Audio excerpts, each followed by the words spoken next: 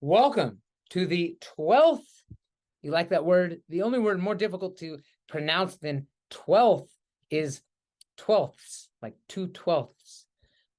So this is the 12th episode of The Mental Breakdown, and my guest is Ajarn Matthew. He was an English lecturer at Prince of Stoneclaw University, where we taught together, and we discuss life on many levels. He has traveled and worked across the world in multiple countries in every continent. He has experience, and except for Antarctica, which he might know more about than he was willing to disclose because he does have a connection to the banking industry. But we talk about challenges in life and overcoming them. He gives a message of hope, and there's a lot of decisiveness in his life, but he gives good advice for people who maybe have been in his situation as he was in different points, but we get all over the place.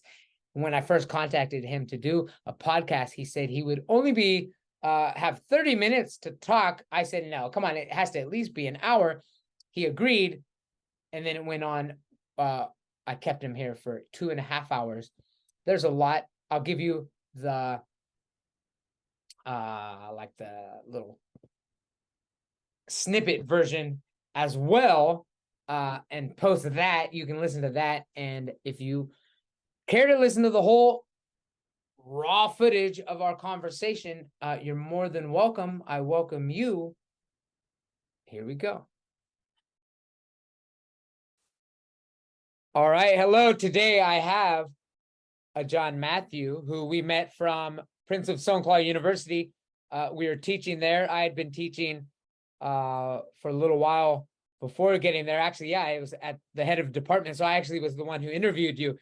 And you had a lot of experience coming to there.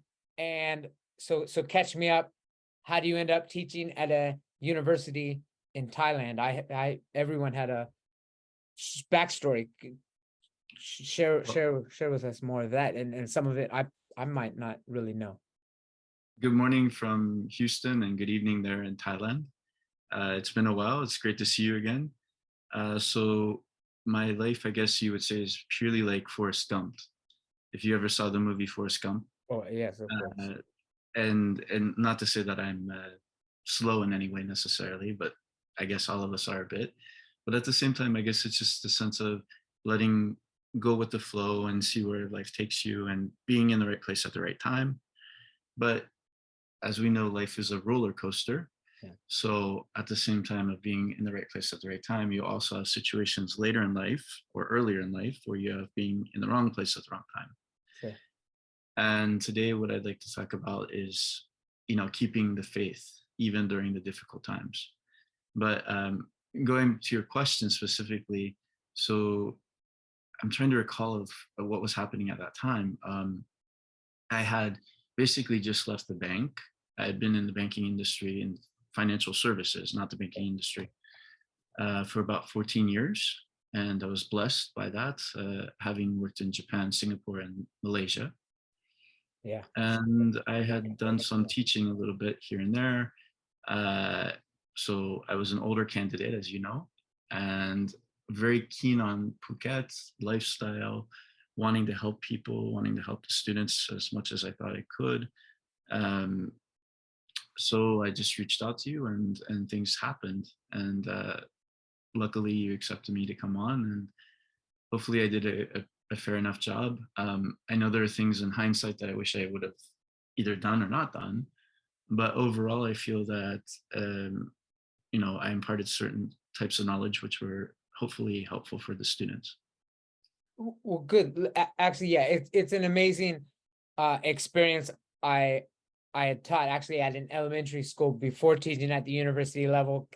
Give us a little bit about that, just that the impression that you have on Thai students, Thai faculty, or Thai bureaucracy too. Of course, there are some difficulties. Sometimes things they seem weird. They're different than maybe Western, or especially like banking, I imagine. I don't know, but it seems there might be a lot of strict rules. I mean, generally we were pretty free, but sometimes there would be perhaps weird constrictions or something. I mean, give us a general feel on any of that. Actually, to the contrary, I thought it was relatively easy in terms of the rules and whatnot.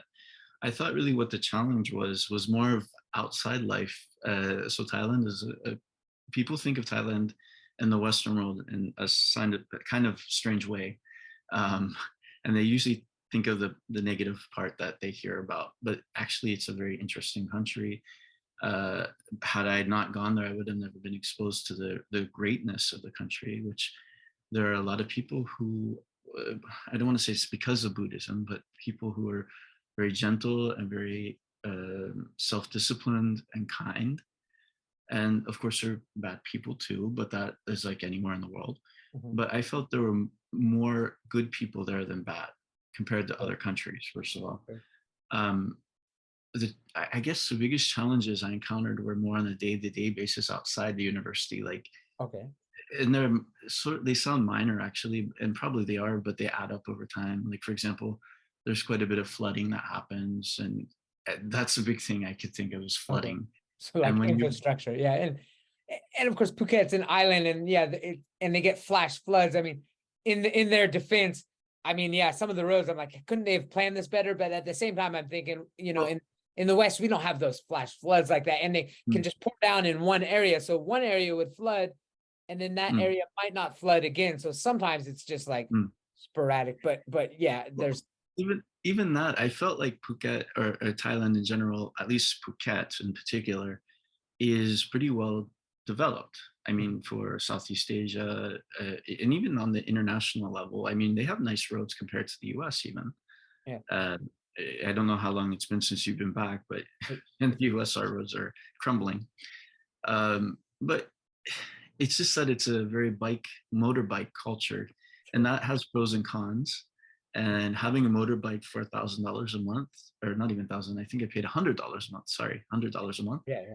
including Hey, you gasoline. can buy one for $1,000. Mine costs like $1,000, 50 Yeah, but that buy a was brand new before one. COVID, so Yeah. I don't know. It was a wonderful experience, Mhm. but it's really a society meant for living outside and not worrying about those types of things of a normal office job. So Sure. that was a little bit challenging, difficult. Um, in hindsight, I think that it's more about myself and I wish that I've been this way or that way. But at the same time, I tried to do the best I could. You take the decisions you can at the time that you're doing them with the best knowledge you have at hand. Mhm. So yeah, that was a very good experience in terms of trying to help the students. The majority were young girls that were coming from pretty elite families, right? And the one thing I didn't really care for was at the end, I think that there was a bit of massaging of the grades. Is that something like that? But it's like, well, do you really want to know what I feel, or do you want me to butter it up? Mhm. And I don't know if that's specific to Thailand per se, or if that's kind of how it is around the world and education. In my experience, I've taught more in language centers, such as Berlitz and Wall Street Okay. English. Um, So those are but private companies where they're paying, people are paying to learn business, more yeah, business. they're Okay, they're business. they're business people, and they don't get grades. They don't really care about grades. They care about learning how to speak, or Sure. they care about learning how to think. Quite often it's language where you try to learn how to think in a way. And as Yeah. you know, CD, you lived in Japan. So Japan is even bigger than Thailand for me in my existence, Mhm. where I'd spent 14 years or over 1/3 of my life there. Okay. Yeah. So even though I'm not Japanese, I feel like I did inherit a lot or learned a lot from them during those years, those impressionable years.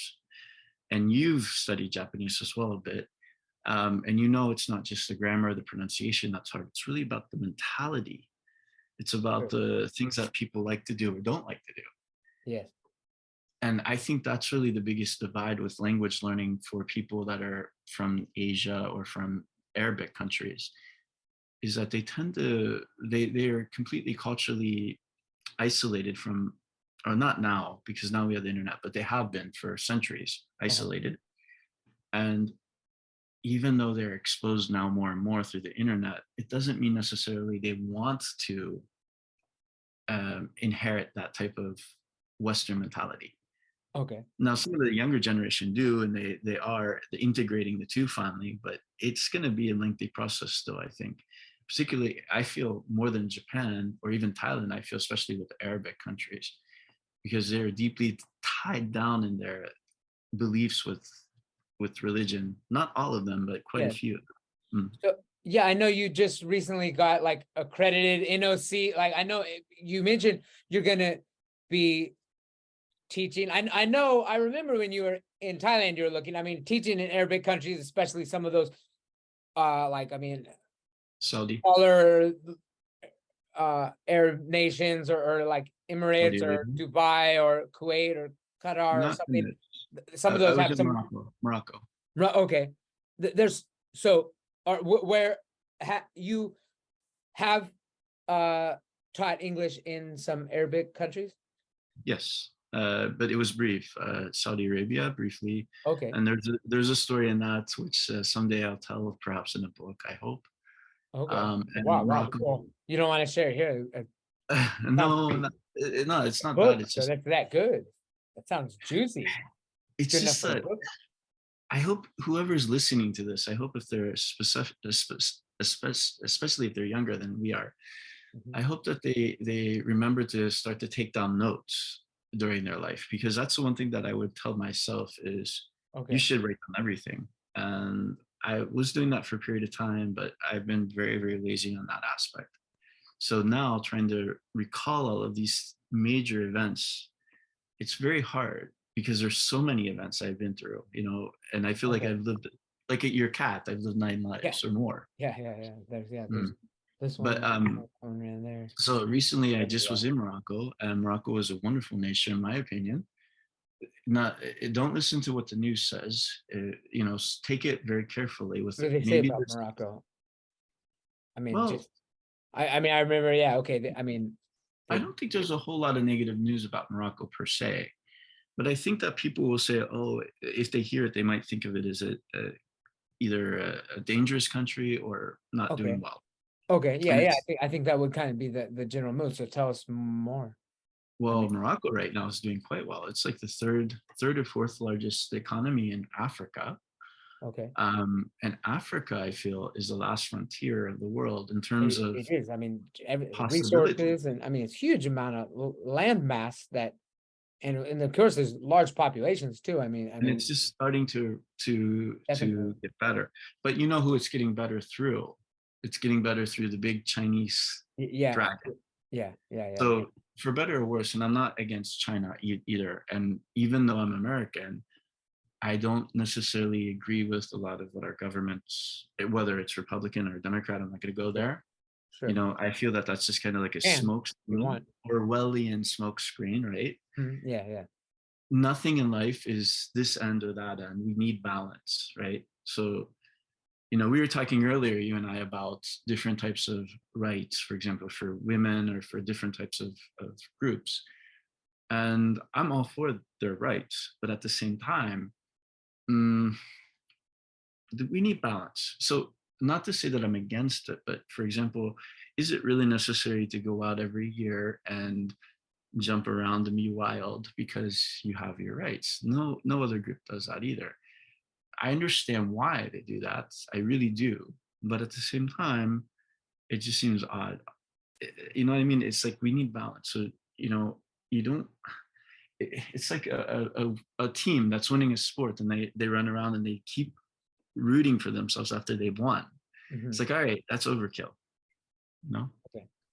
So, um, but going back to Morocco, though, I mean, it's in a lot of different projects as far as I understood. One is with the Nigerian gas line that they're going to be building from Nigeria through 14 different African countries into Morocco. And as you know, because of the war right now, not world war, but the war Wow. with Yeah. Ukraine and Russia, Germany and those other European countries are having trouble with gas. Yeah. Okay. So So they're who's looking to to say build Morocco is pipelines not? from Africa. Yeah, who's to say it's not going to become extremely rich? It actually is a rich country. They have the Very resources rich. to be rich. I mean, yeah, for sure. Oh yeah, I mean, Well, definitely. the king is rich, but not the people. So it's not the Yeah, dispersed well enough, yeah, in my right. opinion. Yeah. Not to say anything against the king, because to be fair, I say I like the Moroccan king better than, well, Okay, you so know, Morocco is a kingdom, and yes. it's a I didn't realize it. So it's the Kingdom of Morocco, and it's not a constitutional monarchy. It's a or is it like kind of like a parliament and monarchy, or it's I don't remember off the top of my head on that part, but I okay, do think it is a constitutional monarchy. I do know it is a kingdom, yes. okay, They're democratic in some ways, but yet it's a little challenging, I guess, yeah, because probably there is, not complete freedom of press. But to sure. be fair, I don't know if there's really any freedom of press here in the United States anymore. I mean, No, for sometimes I sure. wonder, it Unfortunately, feels like it's either one side or the other, well, it's you know? almost better if it's openly. In some ways, I rather just openly be, hey, there is no freedom of press. I mean, sometimes like I mean, if it's a state-run media, it's almost better than having a mainstream media hijacked by the government. You know, if it's like state-run, then okay, well, take it with a grain of salt. This is what the government's telling us. Sometimes it'll make sense and it fits. If it's, I Well, rather see, just that's the know thing. straight up where it's coming from. So I guess That's that's the thing. That's the the weird advantage. part. Like I noticed this with the Moroccan students, especially. They are very similar to the Thai students in one way, I would say, and that is that they don't question for themselves. Either that, or more likely, they do question, but they keep it to themselves because they're afraid. That's what I felt. Okay. You talk about anything with government, you talk about anything with even banking, especially with Bitcoin, and they're like, oh, well, Bitcoin is off. It's illegal here. So we're not going to talk about it. Okay, but I Do you thought, see yeah, what I'm saying? in So Africa, I figured Bitcoin was one of the best. I mean, one of the main areas, but so it's under the table. I mean, I thought Africa was kind of like leading the Bitcoin. well, Africa is what, As far as like 27 nations? taxation. Africa, we should be careful with the term. It's like 27 nations or something, Yeah, of right? course, So yeah, yeah, yeah. I mean, I'm sure there are that have it, but in terms of Morocco, at least, as far as I know, maybe I'm not following every day, but Sure. when I was there just 2 months ago, it was illegal. So it's illegal, but do And you think it goes on? I mean, I mean, it's illegal because it's undermining their monetary system, but people recognize it as being stable because it's hard to control, of course, if if you have a frankly, frankly, I'm not really explored that okay, area. I'm not really okay, aware of whether or not there are people doing it under the table, or yeah, if they can. I don't know. But I do know one of my private students is a very well acclaimed professor at one of the major universities there. And he, in fact, was talking about this, what is it? Disinformation Index project, Global Disinformation Index, GDI, that he was possibly being commissioned to join and be the representative for the country, because he had been pretty high up in the media there in his previous working life. okay, And we had some, I usually just listen to him, to hear his English more than anything else, and he spoke quite well already. But I was fascinated by him. I mean, I don't know how to describe it, but he knew the king, as far as I understood, or at least he knew people directly linked to the king. And at the end of the day, I felt like it's just not going to come to, it's going to, I don't know if we're going to be able to control it, is the impression I got. be able to control what Bitcoin Disinformation. we're talking about. Oh, Disinformation. There will we're always talking be. about disinformation. So wait, give me a little. So he is part of the disinformation. I mean, when I hear terms like this, disinformation, I think of uh censorship. I mean, that's if somebody says that they are in charge of disinformation, I mean, they're actually supposed to like it sounds like censorship to me. I mean, is that I mean, it's in the under the context of helping the people sift through what's true and not, but it sounds really like they're going to control what you hear and they Right. decide Sort what's of, to a disinformation. So degree. he's actually on that side. I mean, this guy sounds like actually is and he's connected to the world some sort of world disinformation campaign. I mean, this is like a Not- globalist agenda but type thing, or I don't know if you'd label it that way. My understanding was there's a project being commissioned, and probably there's several, but the one that he was referring to was out of London, and he had petitioned for to be a candidate for as a representative of Morocco, so that he could be on these different types of subcommittees and see to what level Morocco is on different types of not pinpoints, but points rankings. And that's all I got at so the the time. country like I each didn't- country would get ranked on how much disinformation they are right, giving or something, so and then they're Something- reporting back to something bigger, a Global bigger authority. group, a global group that Yeah. so that sounds something like that. And to be fair, to be honest, people think that the United Nations already knows everything. It doesn't. But the United Nations has probably its own large agendas, such as the 2030 sustainability agenda. I often wonder, sustainability for who is what I question. But for whom you're in English. every country is extremely unique, even if they are neighbors, such as Algeria and Morocco, which are they're almost the same group of people, ethnically, Ethnically, is that right? yeah. Their ethnicity is basically the Ethnicity, same, but in fact they're enemies, and that is Okay. largely due to history with the French, right, intervening. But the situation, as far as I understood from the professor, is that each country, you can't just label it just because it's in that region as the same as that country. You know what I mean? Sure. I mean, it's hard So from the West. if I you look at can admit, Thailand, yeah, I wouldn't be able to like if you said what's the difference between you know, Thailand and Myanmar, or Thailand and Cambodia, yeah. they're Well, I night mean, and day. for yeah, exactly. But yeah, for somebody that doesn't know, they would clump them together. I admit I'd clump a lot of African countries. I wouldn't be able to know what's significantly different between Morocco and Algeria.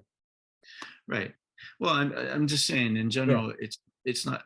I guess the major point I wanted to go back to is, especially if you're younger than we are, because I'm almost 48, and I think you're in your 40s. 41, yeah. So you're you said but taking especially notes. for I mean, the that's like a diary. I mean, a diary would be a great thing. I remember my grandma telling me that when I was like 8, and I was like, yeah, man, I really should have done that. You got this. I got this, by the way, just last week for free. Oh yeah. We call it Metro by T-Mobile here in the US. And the guy said, "Do you want a free iPad?" And I'm like, "Seriously?" I don't know though. I think it's because you had to sign up for a year or something, or no, like contract or something. No, baby, no, Hmm. Habibi. This is because he saw that I'm not doing well right now, and I'm not doing as well as I did before. But remember, it's the wave of life. Well, you're also doing better than you were before. I mean, you've had some. I'm not doing bad, but I'm not doing great either. You know what I mean? It's like, yeah. Well, let's talk about that. Let's talk about some of those. Take your iPad, or if you want to use paper, and jot down things that happen on a daily basis, especially if you live lives like yourself or like I do, where we are largely outside of our natural habitat, so to speak. Before we continue on, I wanted to say a shout out to Mr. Mo Blackford from your previous, what was it, episode 10? Episode 10, yeah. I have a I lot think of. we're episode 12, and so there wasn't the one after him too as well. But yeah. Well, so we're kind of like, what was that group? Stevie Nicks, what's that group? Fleetwood Mac, where they love each other, then hate each other, love each other, kind of like. You and Mo have a love-hate relationship? I would say hate, not hate. I hate is wrong. Okay, so no, of course. But nothing about love that. Hate. It's just love-hate relationships like that. It's just that we you and I did too. We lost contact for a while, so I have great respect for him. He's older than both of us, and he really, not that that matters, but he has a lot of wisdom. I felt that he, as you know, he also, he's been traveling around the world for a long time, and he's a great creator, as you said. Oh yeah. So that's where I lack. Like, I have all it up here through experience, but I'm kind of lazy, and that's a terrible thing. Is I'm so not lazy, but like it's something inhibiting me, and it's been this way for over 10 years. And literally, I've been trying to figure out what's inhibiting you. I don't know. It's something here. The creativity part, or I mean, no, the creativity. I have stuff all the time going here, but it's like actually doing it. It's like, okay. expression. laziness or God, I forgot the other word, but I wanted to say hello to him and great job on his podcast. Also, I wanted to give you the idea of the Japanese proverb. It means literally 7 falls, 8 Oh yeah, eights, get up 8 times, get up fall down 7, times. Yeah, get up 8, right? Yeah, yeah. yeah, yeah. So nanakarobi yaoki. Nanakarobi yaoki means that. Yeah, and that's. Yeah. Do you know what that means? Yeah, yeah, Okay. yeah. I actually had a headband that said that. It's a martial arts saying. It said that you fall down 7, get up 8. I mean, it's Well, what word do you counterintuitive. think of when you hear that? Just one word Well, or a couple words. yeah, yeah. Well, it's I always think about. I still actually try to wrap my head around that. I mean, because it seems like fall down 7 times, get up 7 times, but you're actually getting up one more time than you've fallen down. That's like that's.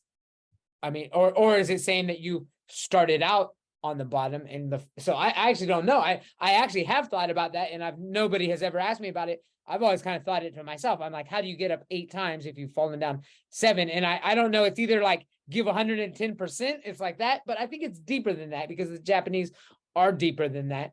Okay. And I've never liked That's that phrase, give 110%, because it's mathematically just kind of it makes it seem like we're dealing with I don't know if 1,000% or math is something. involved here, but So either you start out, that either means that you start out already down, and that's where the extra getting up comes from, or it's something else. Yeah, tell me, share it with me. I don't know. as far as I understood it, and I'm pretty sure this is what it means because I'm pretty sure I've seen it online as well. Resilience. Okay, So it's the idea of being resilient through whatever you're going through. sure. So what if you've had 7 accidents? You still got to get up 8 times because the 8th time is the one time where it's going to actually go smoothly. Does that make sense? Yeah, okay. Now, if there's a native Japanese speaker who is listening to this, I'd love to hear if I'm wrong, but I'm pretty sure 99% that that's what it means. Okay. So that's the one proverb. And there was a second proverb, which is Ishinoue Sanen. So on top of the rock, 3 years. Any ideas what that means? Oh, wait, say that again. Ishinoue Sanen. On top of the So mountain, 3 on years. top of the rock, I mean, 3 years. I guess I'm just thinking on top of a mountain, you would expect due to gravity that a rock would roll down, but it's able to stay up there anyway. So there's something similar to perseverance, maybe. So these are like together, perseverance and resilience, perhaps. Yeah. So the idea of, especially in olden times, or not, maybe up to 20 years ago, we had the idea of when you start a new job, stay there at least 3 years. Okay. Hang in there. Hang in Okay. there.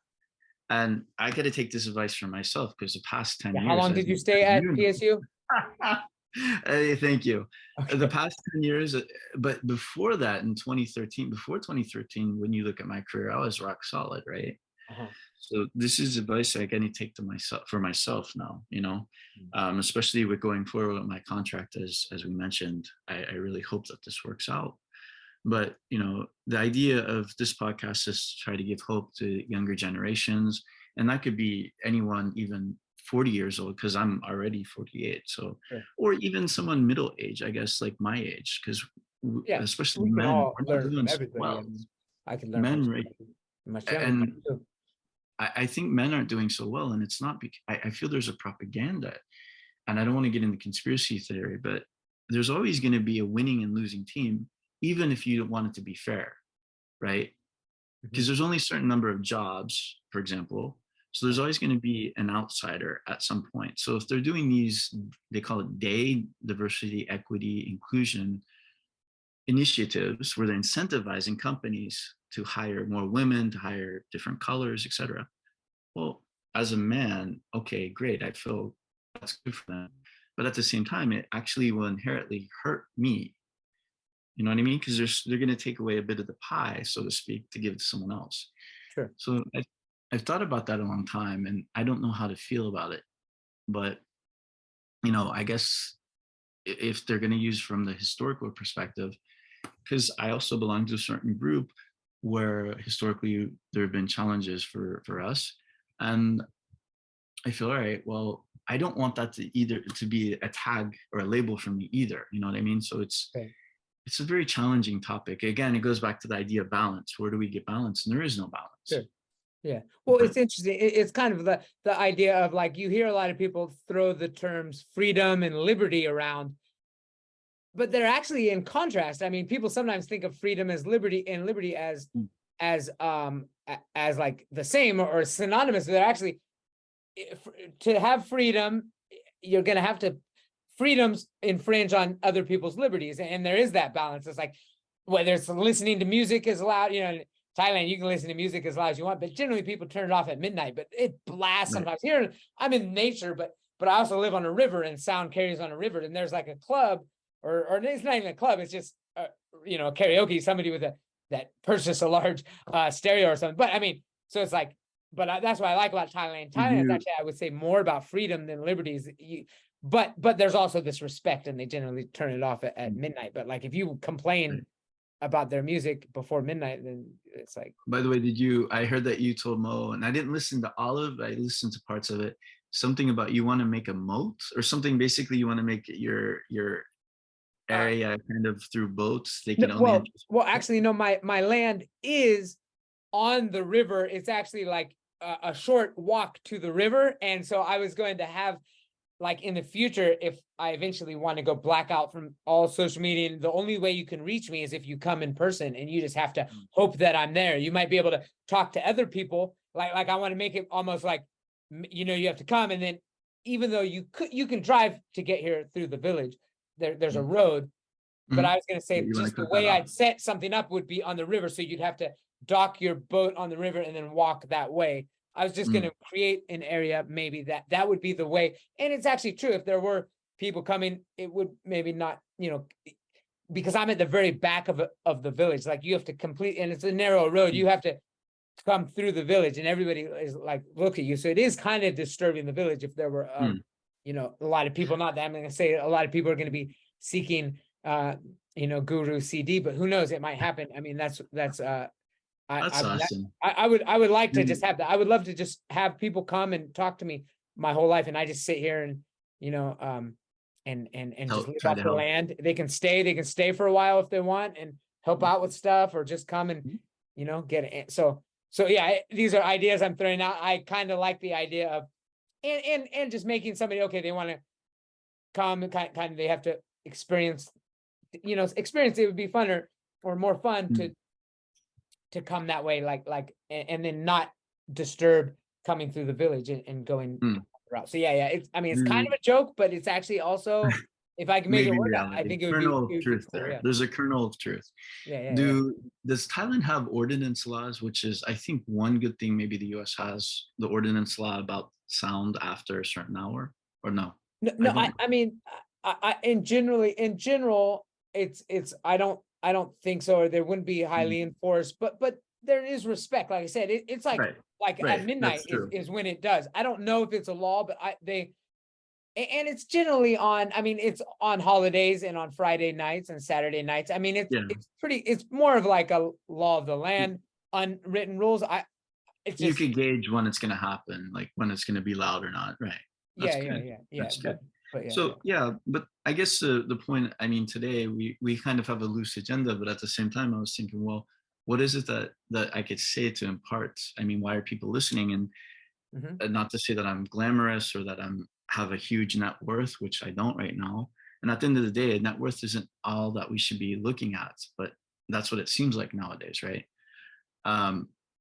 If you want to live a happy life, I mean, it depends on how you define it, but it seems like a lot of people don't need to have won't have necessarily a happy life just because of money.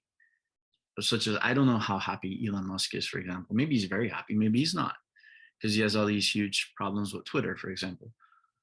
But you do need to have money to survive. So it's kind of like, based off of your life or my life, like, I'm looking at it like, you know, you got to have resilience, hang in there, and then kind of follow your own path. And that could be, really depends on the person, what their path is going to be. And I always think that there's two paths. There's two major, one is to stay where you're at and have a family And then later on in life, you'll have that nest, you'll have that safety nest, which is a traditional. And the other is to go off and kind of be nomadic or adventure like we have. And that has its own potential problems, like in my case, right? Economically, it's crazy. But in your case, I mean, you happen to meet the right girl and you got married and you're settled down. That doesn't necessarily mean everyone's going to do that, though, right? Or able to do that.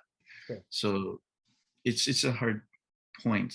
But, having self-belief, the power of self-belief. And I think Mo also said this, that manifestation, having certain thoughts that you can manifest. Yeah, that's what I do with this land. I'm constantly just visualizing what I want it to be, and I don't really actually think about the steps that I need to take. A lot of people are like, what are the steps? I know what I want in like a abstractly. I mean, I have an idea of what I want it to feel like. I know the feeling. I know what I want to feel like when I'm walking around on my land 20 years from now. But it's more, I'm going with the flow but I'm moving with it. I call it two terms I want to mention. One is called nature negotiation, which is like I don't like forcing things with the nature, but it's not like I'm not building walkways and I'm cutting certain trees down that were already here and planting other trees, and so it's like I negotiate with nature. I'm not just letting it go wild, because it would be ugly, and it would be hard to manage, and there's a lot of weeds, there's a lot of stickers, some plants you don't want, some plants you do. So it's like I negotiate with nature. I'll take some things out, and sometimes something keeps growing back. I'm like, okay, I'll let that stay there, but I'll let it entangle in a way. I'll coax it in a certain direction, and like vines and stuff. And then the other term that I noticed that you were mentioning, I just want to say it, is I call it, and this is what my method is called buying your way out of the system. It's kind of sounds like a paradox, because on one hand, yes, like you said, I mean, you need money to do certain things, but I think what we do sometimes is we look at money as being able to help us with our problems, which it does, but then we think, okay, if some money helped me with some of my problems, then more money will help me with more problems. But then we get kind of stuck in the trap. And so it's a perpetual vicious cycle. It is. So I wanted to buy your way out of the system. So you do need money. What my wife and I did when we were at PSU, a lot of people were surprised when I left, because I had a good thing going on and there was a good future, but I could tell I was still getting stuck in the momentum. And then my wife's hotel there's things collapsing with that. So she was making real good money. I was making real money. We were able to save a lot of money. And I just saw the opportune moment, even though I gave a year notice, which is that I was leaving. And then we bought the land. A year notice? Yeah. I knew I was good. I was like, I knew that it would take that 1 year, not 1 month or even 2 months. I gave him a year notice because I knew because I was so entangled in that. I was creating curriculum. Like I was creating curriculum that was we always created the curriculum. Like I feel bad because I added an MMA course and a jiu-jitsu course that I was going to teach, and it was a year away, and I had just created it, and I was like, oh man, now I gotta leave. I gotta let them know, hey, you know what? I'm not even going to be there to teach this course that I created. So it was weird like that. I mean, I didn't have to give him a year notice. I just to get out comfortably, because I was like, I was in there. And then, so the term buying your way out of the system, I think is really important. It's like, okay, I'm not going to say like, oh, money doesn't matter. Like it did, but I mean, it does to an extent, but I guess my whole purpose now too, is every time I spend money, that money is going to buy me things that will require needing less money. So you don't want to buy, cars that take a lot of gas. You don't want to buy equipment that needs to be fixed. Right. So I'm always trying to buy things that are going to provide me with to make assets. You mean? Well, not really. No, I mean, that's one way, like investment, but I'm not even, I mean, yeah, maybe but like gardens, like, okay, I want to make sure I can grow my own food. So I'm not big on growing my own vegetables yet. I'm focusing on my fruit trees really, because organic, there's a little organic vegetable market that I it's like cheap enough. It's farming is actually a lot of work. And right now I'm focusing on my walkways and fruit trees and stuff like that. But in the future, I am creating areas that will be kind of my farmland, and I'm using money to develop my land in that way. Well, I was just gonna say, when you mentioned all this, I was just recalling way back in 2017 when we actually met in person. At that time, it was just some ideas that you were throwing around, I think. But I do remember you were pretty adamant about that. You were like, I'm gonna go and I'm gonna get a piece of land and I'm gonna create a sanctuary. And I'm like, what? Who does that? I'm thinking, who goes and creates sanctuaries by themselves? And I kind of thought that you were like not delusional, but I thought, okay, well, he's just talking at the moment. Yeah. But in fact, as I've seen, especially since COVID, I don't know if in fact COVID may have been a good thing for you in that it kind of propelled you to do that. Yeah. But I mean, for me, COVID wasn't the disease itself, it was a financial impact that just really disrupted my life. Yeah. But for you, it was quite positive because it gave you the momentum, I think, or something. And I've been impressed watching your social media, you and your wife and your child, how you've literally gone from like nothing to having, I guess, a pretty big thing now. And that's really a great thing. You're showing resilience, you're showing hanging in there. Getting up 8 times. And no, no. I mean, I hope you visit me out here, because that's really what I'm trying to do is have especially during that like December, January. That's just that perfect weather up here, because it's actually cool here. Like in Phuket, it never got cool. Like it was pretty moderate temperature. There's more rain and less rain and a little hotter, but it's generally pretty mellow. Here it actually not cold, but it gets cool. I mean like I know you need that a sweater and stuff.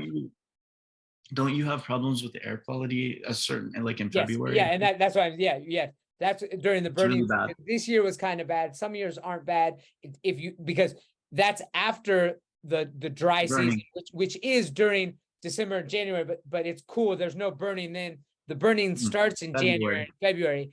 If there's rain, then it's okay. But sometimes we don't get rain until April or May.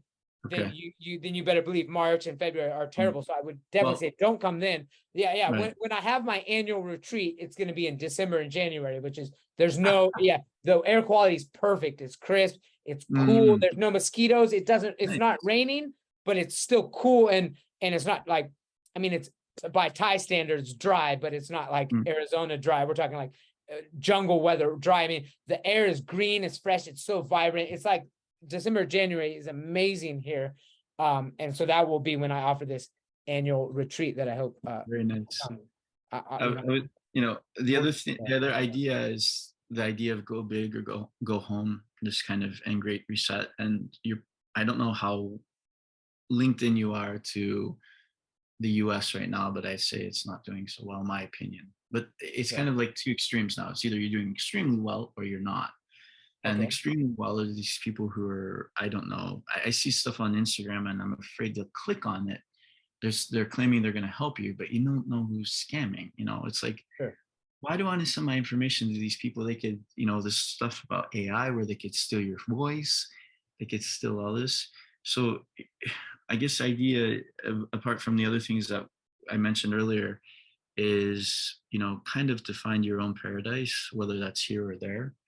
And not everyone's paradise is the same. So in some people's viewpoint, here is paradise. I've had a lot of discussions with people at the gym, especially at the gym. And we have tons of people coming from South America, Central America, Haiti, Ukraine, and so wait, you're in Texas right now. Yeah. Okay. So from their perspective, you're talking about that border. I've seen that on the news. I mean, the border is open.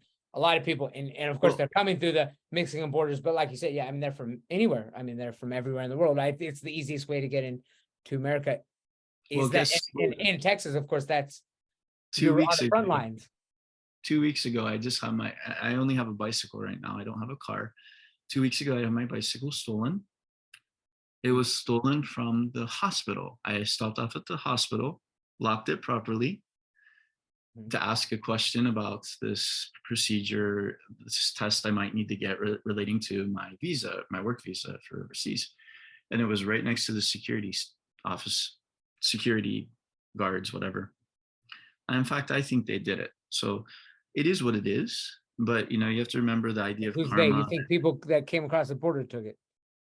No, no, no, no. I actually think that maybe the security guards took The it security guards actually took it. Oh wow. I mean, because because, they were the ones that well, they should have claim that seen it if their video only captures the cars, and it was a very strange kind of kind of point.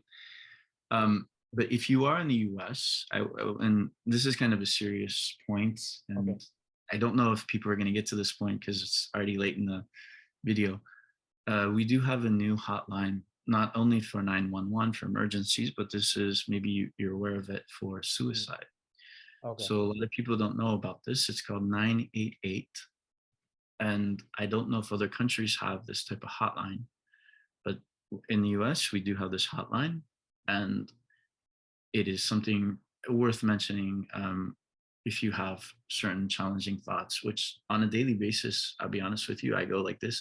I'm not at that point, but So you've never called 988. no, but I do Why have do a you know number. about it? I mean, you've considered it. Why haven't you? No, that was when I was younger. When I was Okay. growing up in Ohio, yeah, I definitely thought. Okay. And that's actually what propelled me to study Japanese and leave, right? Okay. But nowadays that I'm this age, and what I've seen, and the fact that I know that miracles do exist, but I do know curses also exist, I realize we got to go through the wave. Mhm. You got to put up with the shitty points to get to the good points. So you've actually, I mean, is that putting you on spot to say you've actually had like Had those suicidal thoughts when Oh yeah, like when I you're was younger, younger yeah. growing up?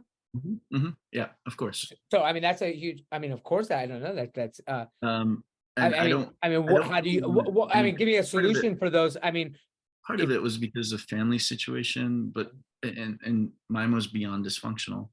But the other large part was because of certain things that were happening within my personal life, which I'd rather not go into too much okay, detail, right?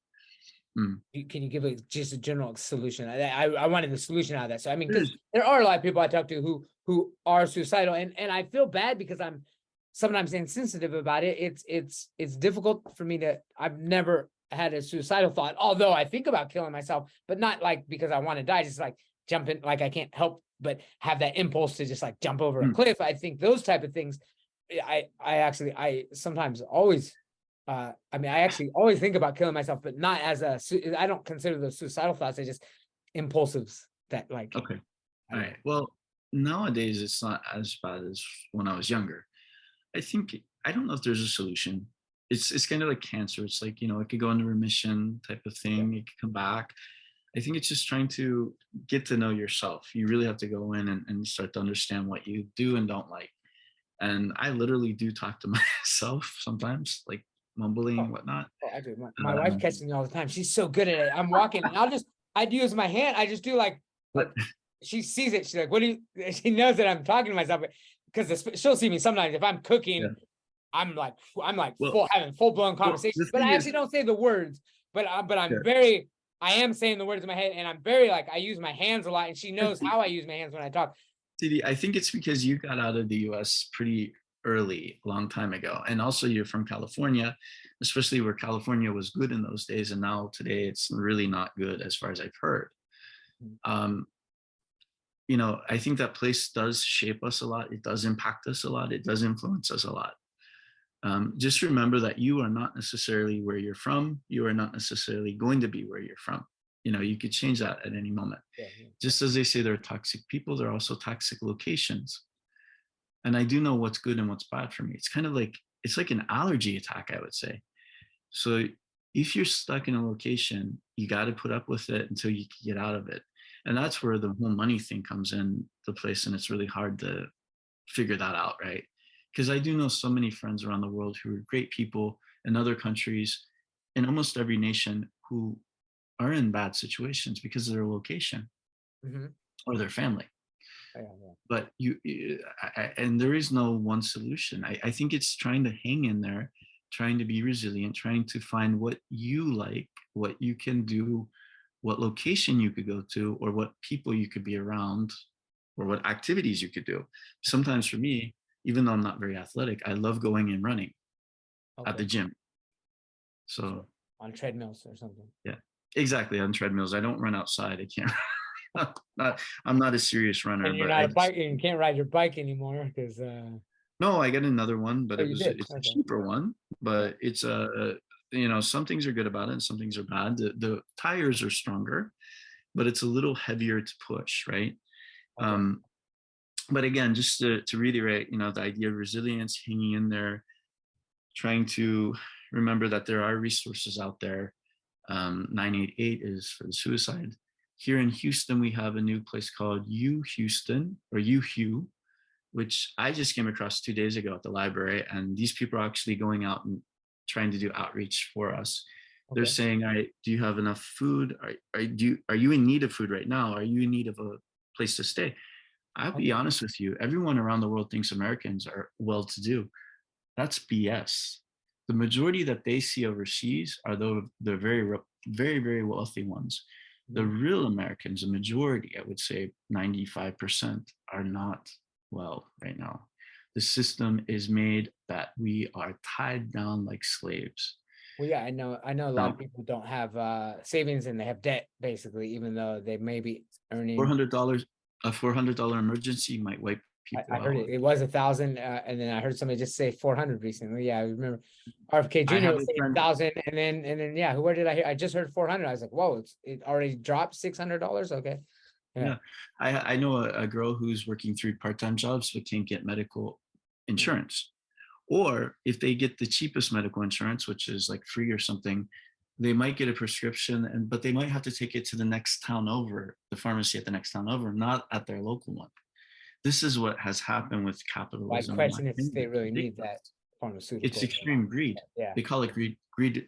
There's also greedflation, right? Greed, inflation, which is the food is getting much more expensive here on a daily basis, I feel. Yeah, and in theory, things should get cheaper. I mean, innovation makes. I'm saying innovation makes the production of things cheaper. I mean, some things we do see, like computers, I remember actually have gone down in price, but even yeah, even though everything but that's like the hidden inflation is that where is it going? Why are things getting more expensive when actually they cost less to make for sure.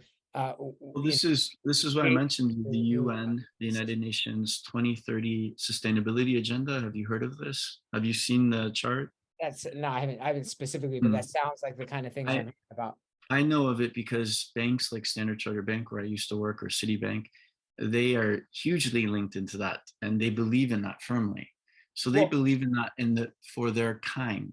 Like yeah, I was part of their kind for a very long time. You know what I mean? I'm not a part of their kind now because I went against the grain. I did my work very wisely, but I called out people and I burnt bridges. I'm aware of what I did. oh, okay, interesting. You never That's told me about why. that, but I know when I met you, That's you why were I. trying to get back into the banking. I never really heard that much about it. You don't want to go into any details about those type of Well, things, I didn't want to admit it. At the time that we were talking in 2017, I was trying to be hopeful, and I didn't want to admit that, but I am now. do you regret So it? I mean, no, because I don't regret. that's Mm-mm. you were basically could have I sold will your never be soul and repentant of. I won't repent for that. okay, No. Mm-mm. okay, gotcha.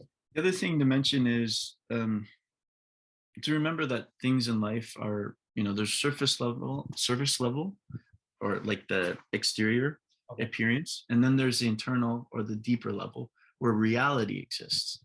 okay, So just because something looks good on the outside or bad on the outside doesn't mean it's good or bad on the inside. It could be the opposite, and quite often is. okay. Hmm.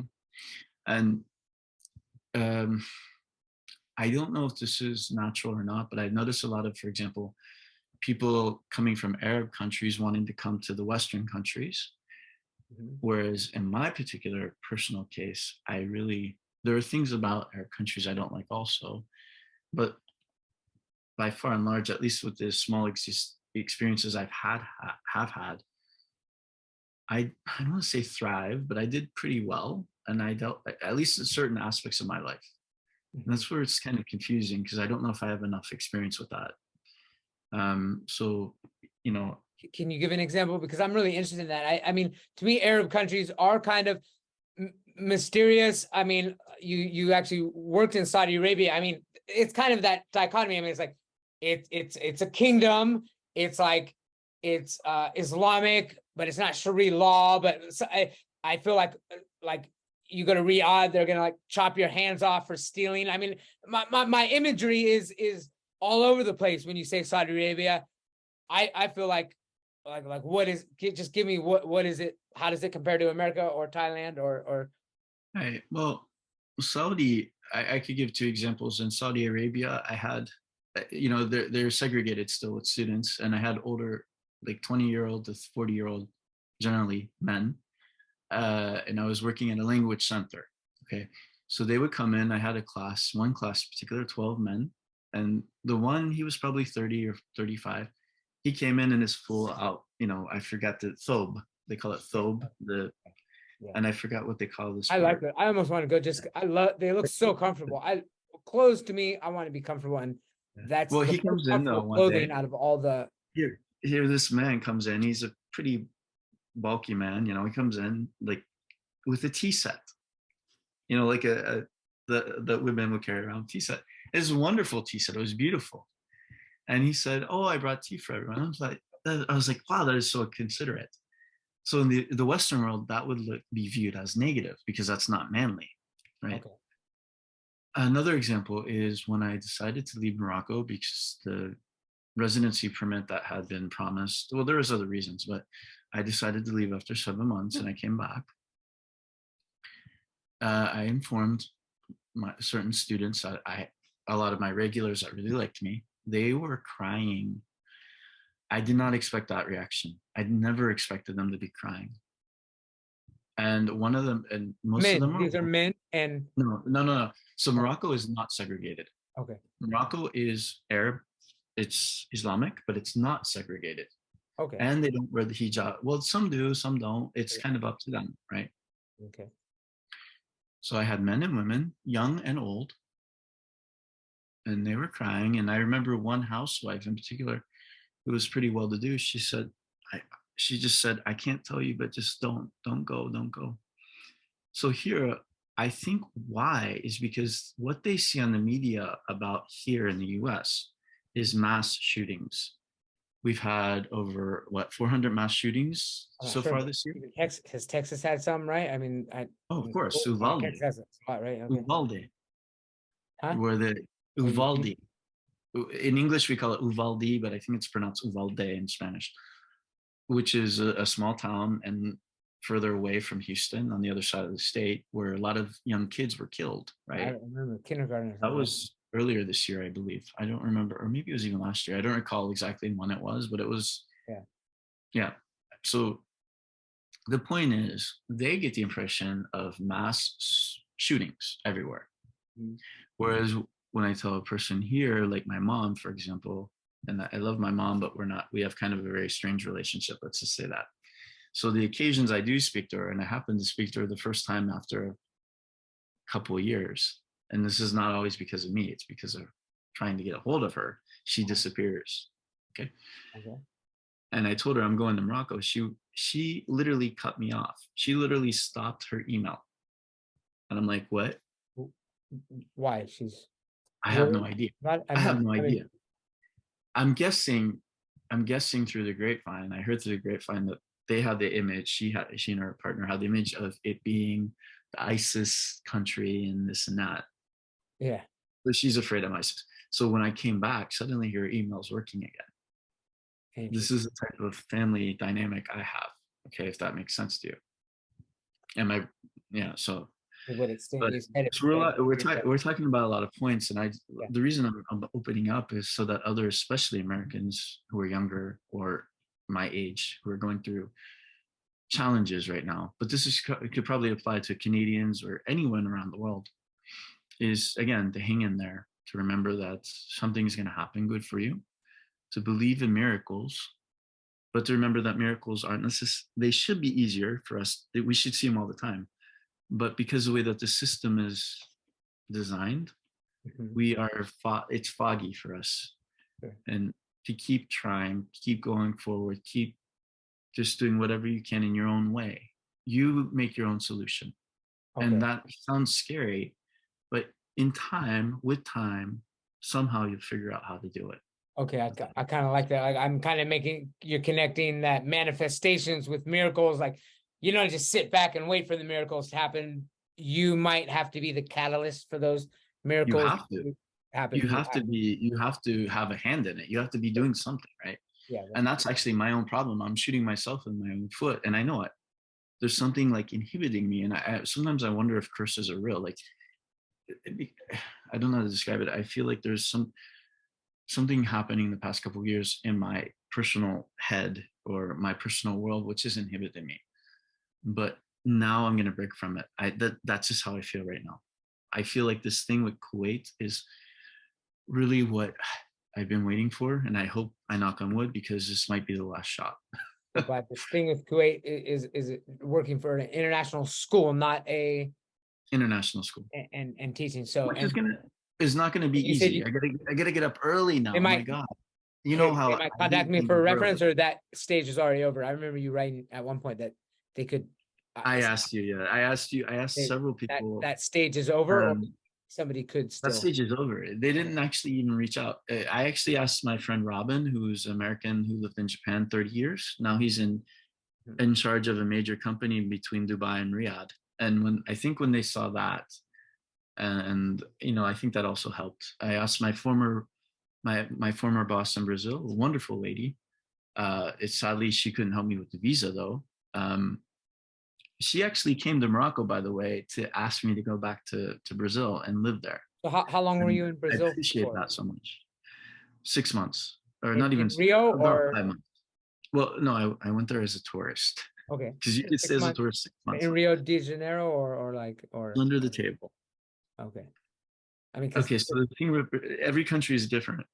With Brazil and most of Latin America, they don't want to give you an official visa. Okay. It tends to be very, very either corrupt and or expensive for them. Okay. But in her case, she said that it doesn't. She said a teacher's visa doesn't exist for Brazil. That I find hard to believe, but I do like her. I do understand her stance. I do know she meant well. And I do know that if I wanted to go back there, for example, if I wanted to go there and get married to a Brazilian, it could be female or male, by the way, because they're very liberal. Okay. Oh yeah. You could do that within a couple months. According to her, you could do that within a couple months and you could stay.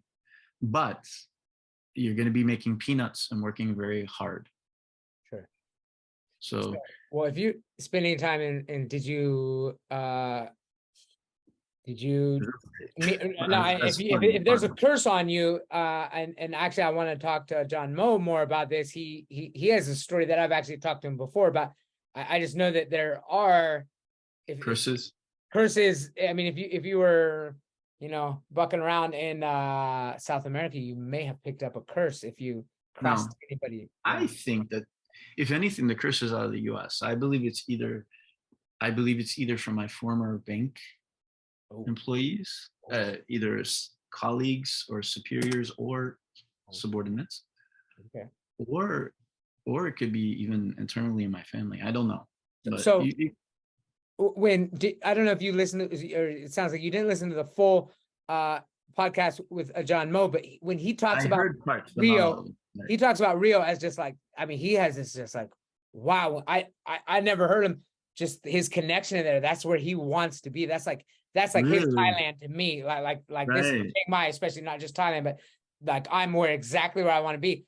And I could feel it when he was talking to me that, wow, that's where his heart is. So I would love just to get another perspective, because he did also talk about like the cartels that came down with like, I mean, he talked about the dark side, but that was like minor to him compared to just the beauty of to him. He's got there's the music, there's this music and culture that to him just resonates on his level. So can you tell me a little bit about that? I would like to compare it on your, how did everything resonate with you? And was it Rio or was it another? And they're famous. There's a group of 4 famous gringos. One is American, one is French, one is British, and one is German. they're living in Brazil. They only speak Portuguese now as much as they can. And they have a channel. I don't remember what it's called exactly. I think each of them has their own channel as well. But they talk about the beauty of it and the love of the language and the love of the people. And the people are very unique. They really are, even though they look sort of like us. I mean, they're very They're very different. mixed. I'd say they're even more mixed than Yeah, America. they're Like more we of the think of America traditional, as a melting pot, but Brazilians are like the really more. distinctly more like, I So mean, very this is the thing about Brazil and about Arab Emirates. The Emirates, which includes Dubai, uh-huh. are two of the most diverse countries in the world, I think, perhaps even more than US. At Yeah. least they integrate better, more harmoniously than we do. Yeah, okay, that's But that's the approach is different because in the Arab Emirates, it's a kind of a strict law, and they're not draconian. They're not like this, but they make it aware. They make it so that you're aware of it before going in hand. uh-huh. And as long as you are respectable outside and you portray yourself, which you generally want to, because it's a pretty wealthy, nice country, then everything is fine. But again, it's at surface level versus reality, where there is stuff that's interesting you'll learn about. Nothing. I'm sure there's also an illegal world. I'm not talking about an illegal world. I'm not talking about drugs or anything. Okay, you're But just talking about it can be, behind in public and out of public. yeah, it could be a little bit more liberal in a good way Okay. than you would think. That's what I heard about Saudi Arabia too. Like Saudi Arabia, you're not gonna. There's all these laws about drinking and all this stuff, Yeah. and then they have these areas that are just regular what Well, in Saudi Arabia, clubs and stuff, clubs and drinking. And stuff. on my second contract in Saudi Arabia, I actually ran into a bad employer who promised me they pay for everything. They flew me from Thailand via Singapore there. I get there and they have me wait 3 days over a long weekend. And then Saturday night, which is like their Sunday night, they say, tomorrow you're going to start teaching. And I'm like, what? I'm like, wait a minute. What about the HR, the contract, etc.? That's usually the first point. We don't know anything about that. I had to find the company, which I did. And I went there and I talked to two guys. One was they're Indian, oh, we don't know. The labor law keeps changing. And I'm like, well, you're HR. You're supposed to be watching the labor law. Anyway, a long story short, I reached out to a Saudi acquaintance friend who became much more of a friend. He helped me escape within a couple hours. Okay. I have an escape from Riyadh. I won't go into all the detail, okay? Escape But through from that, Riyadh. That sounds. yeah. I want to So know the details though. yeah. So, I mean, but what were you escaping from? I mean, you were there. Oh, just because you didn't want to work for them because you, or that rogue illegal company that wanted to do something. Okay. Okay. So he let me stay with him because the traditional Bedouin culture is that if someone comes knocking at your door, you don't ask questions, you happily let them stay with you. You, in fact, even prepare food because in their true Islamic culture, this is not it's type of miracle in itself. You should be honored. Bedouin. What is that? Is that a smaller? Bedouin are the traditional people that of the Arab countries that would, they're not really Arab, but they're their own group, their own ethnicity, and they were nomadic, right? Okay. So they live in the tents, for example. Okay. But they're integrated now. They're kind of like the Berber in Morocco, right? Okay. So if you are really down and out in those countries, whether it's Morocco all the way over, probably in Iran as well, I would assume, and you're really desperate, you can knock on a door and they'll let you stay. They'll even feed you. And I'm not talking 1 or 2 nights, I'm talking months perhaps. So I did stay with him for the time of my visa, my entire visa. He wasn't a stranger. You didn't just knock on a random door. No. I knew him through Facebook. Okay. He was a wonderful person. Like his name is Hussein, and we became very close as friends. And he took me around in his Jeep. We saw most of the country by chance. But the reason I'm bringing this up is because his brother, who lived in the family estate on the other side of the estate, he was a cop. And even though he was a police officer, he made his own alcohol. And he thought that it would be nice as a surprise to me. I don't drink alcohol. Okay.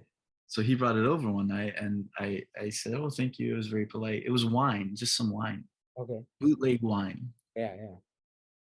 But you got to be careful there, because that same brother also, how was it? I think it was that brother, or maybe it's the other brother. One of his brothers was attacked by a group of other Saudis who were like a rival. They were trying to, Rival how back was the story? channel. They were trying to rob him. They were trying to rob him, and he was defending himself, and he had a gun, and he shot the one guy, and the one guy died. He's a policeman. The guy. Guess who got in trouble? I mean, if he's a policeman, I would expect he wouldn't get in trouble. Sorry, it wasn't the police. It was the other Oh. brother. Oh, okay. Guess who got in trouble? At least his brother is a policeman, so The guy who shot the brother of the policeman, who shot the criminal trying to break in, is in jail. And it could be serious. I don't know what happened to it. All I heard last was they were trying to figure out in court what's going to happen. He could be in jail for the rest of his life because of the fact that he had a gun. okay, so it's over. You're not even. That's where you see like, wow, you see like the huge, oh yeah, alcohol is illegal. Well, yeah, it is illegal, but it happens. There's still bootleg. Yeah. But when you're talking about like someone with a gun, even if they're trying to, like in the US, they're going to inside the house, it's going to be hard. The homeowner, right? They're going to say, okay, well, the homeowner has to protect himself. It's okay because he has a gun, right? But the gun is legally, so in Saudi Arabia, you're not even allowed to have a gun. So he's actually could have the crime in having the gun, or it was killing the person, or it's. I don't know. I don't know if it's going to be worse, if he's going to get the death penalty or what. But it's kind of scary. So Brazil is the opposite. Brazil is, I felt like, even more open and more liberal than a place like, let's say, San Francisco. Okay. Brazil is extremely liberal, especially like Sao Paulo. I don't know Rio. I never went there. So you're in Sao Paulo. That's further south. That's like actually it's cold, right? I mean, no, it's like out of the tropics almost, right? Sao Paulo is pretty, but not that far. I mean, it's like far enough from the. It's about in the 5 tropics. hours. Is tropical? Is Sao Paulo tropical? I feel like it's. Yeah, it's all tropical. No, it's tropical. I don't know. We've got the Tropic of Capricorn right during here. The winter. Sao Paulo is below. During the winter. It's like Rio Grande. It's further up. Okay. Oh no, it is further up, but San Pablo, by definition here, is below the tropic. It's like right on the Tropic of Capricorn. Yeah. By like, so listen, by like it's 10 miles, but it does get cold during their winter. And by the way, their winter, because they're in the southern hemisphere, it's the opposite of the northern. Yeah. So in other words, right now in July, here in Houston, it's summer, but there it's winter. Sure. Does that make sense? Of course it does. A lot of students don't know that. Yeah, but yeah. So Sao Paulo, you would see, and it's extremely loving society. They're always having kind of little parties and At the same time, sometimes it's too liberal for me. And I'm not saying, like, I'm not talking about the weird sexual aspect. I'm talking about smoking. I hate smoking. Oh, okay. So they're totally into, but it's coming this way here as well. What's that called? The marijuana, whatever, the different types of vaping and all that crap. Oh, okay. I mean, that in a way infringes on my rights. I'm a non-smoker. Well, that's that freedom and liberty thing. That's why, freedom is you can do whatever you want, but then that means you have less liberty. So the more freedom there is, the less liberty that is, and that is the balance. Like, honestly, I don't want to smell that. I mean, it is what it is. I mean, you try to get these people to understand your perspective in the U.S. and they won't care. They'll be like, I have my rights. I'm free. It's always about me, you know? And that's kind of very different from Japan or Thailand or the Arab countries generally. Brazil, I feel, is a little bit closer to that mentality. So it's its own kind of universe in between the Western and Eastern, and still very different. I mean, it's quite different from Mexico as well. They have some similarities and they have some great differences. I'm just trying to think, like in Guadalajara, Mexico, because that's a beautiful city also. I felt like pretty liberal, but in a more quiet, suave way, like not really extremely like apparent. Okay. If that makes sense. But I don't know. I mean, from a local might not feel comfortable. I don't know. It's really. I mean, you've you're you're talking about Mexico, still North America, but South America as well. You're talking about Asia, and we're talking about the Orient as well as Southeast Asia, West Asia. I've been calling it West Asia now because that's what it is, but I guess you could call it the Middle East. You're Europe, right. It's West Asia. have you really Europe as well? You've been in European countries? Yeah, of course. So, But not like Germany. I haven't been to Germany. I was in France only once. I've been to Portugal like 3 times. I love Portugal. Spain twice. What about Antarctica? You spend much time down there? Can you tell me the secrets of Antarctica? What's going down in Antarctica? Is it Antarctica? I don't know. Have you been there too? No, so you've been you've been dear. pretty well, and then of course I Africa. So you're pretty well traveled. Some ideas. Every continent, not just. And it sounds like multiple countries in every continent. So why the hell haven't you found your home yet? Where do you want to be? Where do you want to be? Africa is only a little bit, and it's only within Morocco or briefly. I had a week in Tunisia, and the week in Tunisia was literally the week before COVID was announced. So my job was cut. I had a pretty good job lined up there, and it was cut. So yeah, it's not really, I know Africa very well because that's a huge continent, and it has even more extremes, I would say, than like Europe. Oh yeah. Like I think Portugal and Greece are fantastic, as Spain is, but Spain I feel is extremely overinflated. Money wise, this is just my price wise. Like we're talking about money inflated prices. Yeah, like you'll be spending quite a bit, but you won't be making a big income. I never worked there. I was only there as a tourist. Okay. But you have to remember, Spain, they exploited a lot from South America, and Central America for centuries, right? So they're a very wealthy country, but yet they pay like peanuts. It's shocking to me that the European countries are only paying like peanuts right now. And I'm not talking even for me as a North American, but more for the locals, for the Europeans. It doesn't make sense. How is that sustainable? It's not sustainable.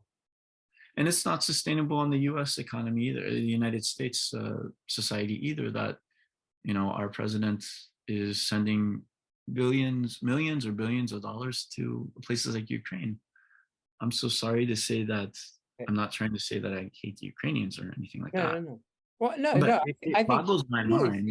It boggles my mind. Why? I feel terrible for the Ukrainians there's well, honestly, I think that's part of it. To fight. I don't think we're helping them by offering them the weapons, but yeah, I really believe that's an agenda in itself, and I won't go into that. But it's probably deeper. It's definitely deeper than we know, because they care a little too much. Like, why is it so important? What I'm saying though is, why is it all this money is going to those places? Yeah. A lot of money, or to space. Yeah, it's probably it could be resources. They might have some minerals under the ground. There's like, you know how many we have a substantial amount of homeless people now in this country. I heard about it. In Sacramento, we have a river that we like in the summertime. In fact, like during this time, we do inner tube down the river. Is everyone just hang out? And I guess it's just filled now with homeless and hypodermic needles. It's dirty. There's E. coli in the river. Nobody goes there anymore, and it's terrible to hear about that. That was like the one thing I always said, if I ever go back to America, I'm gonna the American river right there. I would say don't. I've no. What happens is and even people overseas say, "Oh, well, your government gives you money. This not handouts." There's always something that's going to bite you in the butt later, in my opinion. Now, there are going to be Americans who would disagree with me and say, no, that's not true, or we'll debate that. But that's my general strong opinion. For example, if you try to get food stamps, which they call, I forget what they call, literally you have to be almost on your deathbed. You have to be like, in order for them to assist with any of that, you have to be like already on the street almost, basically. And then it's like a constant vicious circle. Like if you get a job and you make even $2 more over the limit, you're still very poor.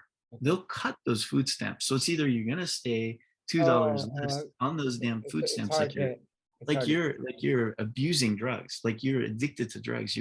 you're screwed over. That's what they're making. And it seems like they want to make criminals.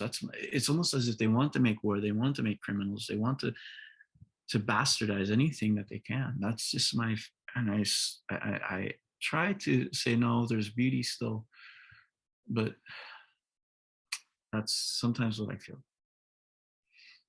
And especially with men. And what's funny is we hear all about women's rights, women's not getting paid, this and that, women this and that. Okay, sure. But at the end of the day, society, we have two sexes. They need to coincide. One sex has certain attributes that are stronger than the other, Sure. right? Why is it that what we know worked for centuries suddenly now bad? So is that would you? I mean, and I agree with. I think. I mean, I don't even know. Really, I mean, I've always felt that way. It was weird seeing different things. I mean, just seeing the way that I guess family values and family dynamics have changed so much, and it seems like it does harm everybody. I mean, it's tearing families apart in a way where everyone's actually kind of forced to work, and I feel like in some ways it would be nice to go back to where it was just kind of a one person works, most likely the man, and But the woman. there was problems with that too. It's kind of yeah, that's what I'm saying. We need balance. It's like you can't be too much on this side of the spectrum or this side. Sure. Because when you go back to like the 1950s style, that's great in a lot of ways for stable society, but it really is troublesome for certain groups, or certain, not only groups, but people as individuals who might not fit in those square boxes. You know what I mean? It's like we need to give a little bit, but not all the way to this. We're going too far to the other extreme. And that's where I feel like almost the 1990s, of course, I'm a 90s person. You're a 90s person. Sure, I'm a 90s person. Or even late 80s was, especially 90s though, I think was a better time for us. That was our golden era. Sorry, I don't mean to be rude. I always look at this is my kind of outline of ideas. That's why I keep looking down, trying to. Well, I mean, so back to that question though, give me, I mean, because countries are oscillating with what is like. I mean, there is an era that maybe would have been perfect for you in America, and some people maybe hate the 90s, but like as of right now, and of course countries change, so maybe you go back to your favorite country and it would have changed too. But where is your calling? I mean, you've traveled so much. You've traveled more than just about anybody I know, and it sounds like you're excited to go to Kuwait perhaps and teach there. Right. You haven't actually been there before, or have you visited? No, I haven't, but I've researched a lot. Are you expecting? And I'm getting the vibe. It's very, very similar to Saudi Arabia in some ways, physically and slightly culturally, but it's also very similar to Qatar in some ways and Emirates. And these are quite different. And I don't know how to verbalize it, but I have a feeling it's a kind of its own mix of, and again, every country is very different. Just because it's next to another country doesn't mean it's the same. Sure, but Thailand is the best example. Myanmar, Thailand, and Cambodia couldn't be more different, right? Yeah. Right. So I think the thing about Kuwait is it's part of the GCC, the Gulf Community Countries, which are 6 nations: Kuwait, Bahrain, Emirates, Oman, and Saudi Arabia. Okay. Those are all generally small except for Saudi Arabia, right? Yeah. Well, no, they're mass. medium. 3 of them are medium size, I would say, or 2 of them. Oman is pretty big. Oman is quite, not huge, but quite big. And then Emirates is medium size. Okay. Cool. So they all share certain attributes culturally. They also, I wouldn't say, I think traditionally they were sort of, way back when they were under the British, I think they were sort of like the Indians, like sort of a scamming society. I hate to say that, but they have a bit of that scamming feel, and you have to be careful who you deal with. Okay. But at the same time, not to badmouth them at all, I think they are getting into a new world, and they have really developed a lot, and they're bringing their people up to be more honorable. Okay. and that's great, but you have to be careful too, because it depends really anywhere in the world. It depends on who you're going to deal with and what their intentions are. So I mean, Kuwait I is don't, I extremely don't know rich, what, right? I, I mean, I can't answer your question though, where is perfect? Because I don't think it exists. I think that, again, it's like about balance. Like there's a season for everything. And literally the seasons change, like we see physically with winter, spring, etc. And in my opinion, we as humans are should be like Teddy Roosevelt, who was one of our great presidents, right? He was one of the last explorers. He went to the Badlands, which is now what, Montana or wherever that is. And he spent like a year or something wrestling buffalo and writing and stuff like that, right? That's really what we should be doing as a society, in my opinion. And I think that's what the wealthy people know. They know that, but they don't want to share it. That's what I'm thinking. Look at Bezos, and not, but he's a millionaire. He is that his girlfriend, Lauren Sanchez, I he don't know. bought a huge diamond worth millions of dollars for her. These are the people that have the ability to helps us alleviate, poverty in the entire country, if not the world. But they're not. I don't know why. Maybe I never will. Maybe I'm wrong. Maybe they are trying to help and I just don't know. Maybe this system is way too big even for them. Maybe they would be killed if they tried. Maybe they would be like John F. Kennedy and be assassinated. I don't know. But I guess for whoever's listening to this, remember that there is a true evil and a true good. And in life, we have the yin and yang. You got to go through the bad to get the good, and it's constant. It's constant. It's always like this. And don't be afraid. Don't be sad about yourself feeling, even if you do feel suicidal some days. Remember, there is, if you really get to that point, there's a 988 hotline in the US. Perhaps there's other stuff in other countries, but always keep hope, always keep faith. And sorry, I don't mean to, No, if you do believe in a religion, an organized religion, even if it's Mormonism seems wacky or whatever to other people, keep that, because that religious belief might be exactly what keeps you stable. Or if you're atheist, for example, but you have your own spiritual beliefs, keep that. As long as in my opinion, as long as you're not harming other people directly or indirectly, I should say, but try to do what you can to make your life more meaningful and better. Because at the end of the day, no one knows why we're here. I mean, we really don't. I mean, if you're a Christian, you might say it's for Jesus and all that, right? But you just got to make your way and try to find the best that you can and try to balance out. When it gets too much on this side, then you got to go to this side and back and forth, right?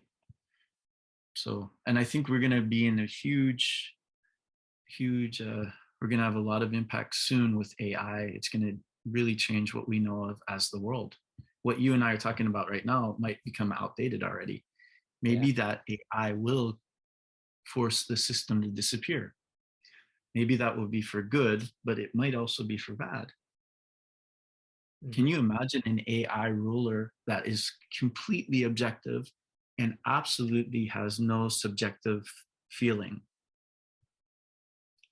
Yeah, Is that going to be better I or think that's worse? the only thing we can. Yeah, that's the only thing. I can't imagine the end results, but that's all I can imagine it being. I mean, I visualize AI as being like, I mean, psychopathic in the sense that, or just no empathy. And psychopathic doesn't mean, like it just means, just apathetic. I guess we could say just no, yeah, no, not either way.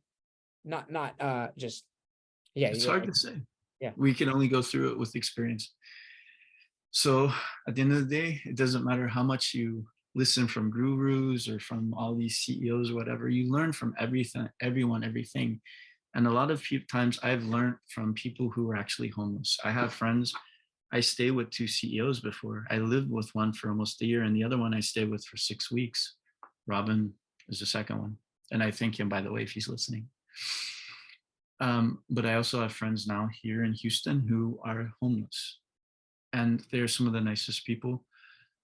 Just a couple blocks over, I go and I try to give them, little stuff, even a water will help. And they always tell me, they said, don't be afraid. If you're afraid and you get to that point, come to us and we'll tell you how to get a social worker, et cetera, et cetera. But once you get to that point and you get in that system, you are almost like a prisoner here. It's very hard to get a job thereafter. It's very hard to change your life thereafter. Okay. So my best friend who's letting me stay, I'm at my best friend's house right now. He's a medical interpreter. He actually, I think, wants to go back to Ohio in the north because of the weather and whatnot. And that's where you're originally from, but he's not. He's your best friend from back then or recent?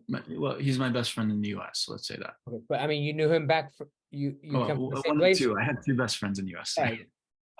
I mean, you said he's from Ohio. You're from Ohio originally. You knew each other way back when, or yes, from Ohio. We've known each other for 30 years. Okay. So yeah. Okay. So, but the point is, like, we have different kind of interests in what we want to do, and I mean, I'm kind of reliant on him right now in this way, and I don't want to be. And I know he doesn't. He's a good person. He understands that. But I told him, I said, you have to live your life for yourself as well.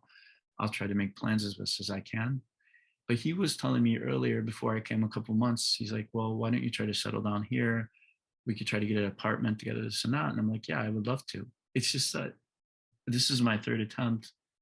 And each time I feel the same thing. I feel like it's so hard to network with people here. It's so hard to talk to people on the street. And if you do, or people at the gym, and even if you do, it's only for like generic discussion. Everyone is kind of in this kind of LinkedIn mode, and they're on that application LinkedIn, and they're all saying the same buzzwords. We are not robots, and that's what the employers want now more and more, is robots. So it seems to me like that's what they're going to do, is they're going to end up getting rid of people altogether in the name of it being better. But quite often that's a lie. It's better for only them. So live your life for what you can, find your own way of being independent. And that's what I'm trying to do now, is fix my own independence right now. And it's a huge scare because I don't know if I'm going to be stepping in the lion's den when I get to Kuwait. So right now it seems all flashy and exciting, but I know realistically that it's going to be quite challenging. A taxi for 15 minutes from where my apartment will be to where the school is like $50 one way. Now, in their local terms, once I start making money, that's not bad, right? Mm-hmm. And it's hot. It's hot here, but here I have air conditioning. There, I don't know. I probably will as well. It's a bit of a different, so you have give and take, but you try to be independent and you try to find your own path. There is no one fits all solution, Yeah, I mean, to me, it sounds like, generally, it sounds like whether Kuwait's going to be I'm pronouncing it wrong. I can tell you, I know when I live in a country, I think it's called Kuwait. I mean, you pronounce it. I think I put more stress on the U, but you're kind of just Kuwait, like, I'm assuming you're pronouncing it better than I am, because I mean, you've talked to people from the country. So honestly, I don't know. I mean, okay, it's an Arabic name, but I think it's called Kuwait. But I don't know. No. I feel like I'm pronouncing it Kuwait. But everyone has a different accent and whatnot. So yeah, for sure. Well, yeah, it's also anyway, yeah. No, I think that's your calling. I mean, actually, out of everything you talk about, it does seem like Arab countries have been. I don't know if I were to just say, yeah, I feel like you resonate in that environment. So I wish the best, and I hope we get to talk when you're there. Maybe get an update on it. Well, I was going to say, to be frank, the country that's best in terms of my financial situation is Japan. Okay. But Japan it's extremely hard to get set up again. Oh yeah, you got to pay like 5 months deposit, and that's a deposit. They call it deposit, but you don't get it back. Deposit. I'm talking about everything, culturally, everything. And the other thing is, I mean, I don't think that I honestly don't feel that you could replicate anything that you did in your past, right? Every time is different. Sure. Yeah, that's I actually was golden right there. very, That's true. very Yeah, you lucky. can't. I admit I was very lucky with that time where I got into the bank. I didn't have a banking background or a degree in finance. I was just very lucky in the late 90s. They had a joint venture. My Mexican friend was working there. He invited me to come and work for him in the operations area because they needed people with, different language skills and that were meticulous to try to map things. So I had that foot in the door. Maybe it would happen again, maybe not, right? But Japan is an extremely expensive society also. It's right after the US and China. I don't know. It might be better. It might be the same, or it might be worse, if I try, is what I'm saying. Yeah. No, yeah. It's gonna be different though, for sure. Yeah. What the reason why I feel ambivalent about trying in Japan is largely about what happened with Fukushima and the environment. Sure, I'm afraid of it, but not just that. I believe that the country itself, the entire country of Japan, is suffering in ways people can't understand, and I do understand. Not to say that I'm Japanese, but I feel that they're the samurai spirit, right? So they keep stuff to themselves, they keep it bottled up. They give a facade that they are strong, and they are strong. They are very strong. They're very resilient. But these people are going through things that you and I probably don't realize or can't imagine. Like, having 6 nuclear reactors still haywire after 10 years and all that stuff spewing into the ocean, and all of the fish around their country, we don't know what's in the fish. And not only the Japanese, but the Koreans, even the Chinese. And I even feel empathetic towards the Chinese for putting up with all this crap that the US government throw at them. Not to say that anyone's perfect, but they have their situations that our country is being selfish about, in my opinion. Oh, I So mean, yeah, our presence in there. I think I wish we could be diplomats. I'd be like, China wants a little too much of the South China Sea, but at the same time, we probably shouldn't call it the South China Sea if they shouldn't have it. But a lot of that should go to like Vietnam and Philippines. That's like they're trying to like claim it way far down south, but at the same time, it's like Taiwan is China. I mean, as far as like what about this perspective? What about this perspective? At the end of the day, who is best to actually build resources and make use for better of that area? Would be China. That's what, yeah, and right. And who, in fact, I'm playing devil's advocate. I'm not necessarily backing them, or it's a balance thing, right? Who, in fact, we've heard about the One Belt, and they're doing these initiatives with all these countries, and it does seem like they're being diabolic, because once the countries like Sri Lanka or Pakistan fail to repay their loans, then they lose whatever resource, right? But is that any worse or better than what Portugal, Spain, UK, France, Netherlands have done in the past? Times. I mean, exactly. Or what the American Empire has done. And the American Empire is probably even worse, because we go and we say, okay, this is my territory. Don't worry, we'll protect you. But then they don't do anything. Just like the promises we have from our government right now. We have all of these supposed facilities. I can't get a social worker on the phone. I can't find one.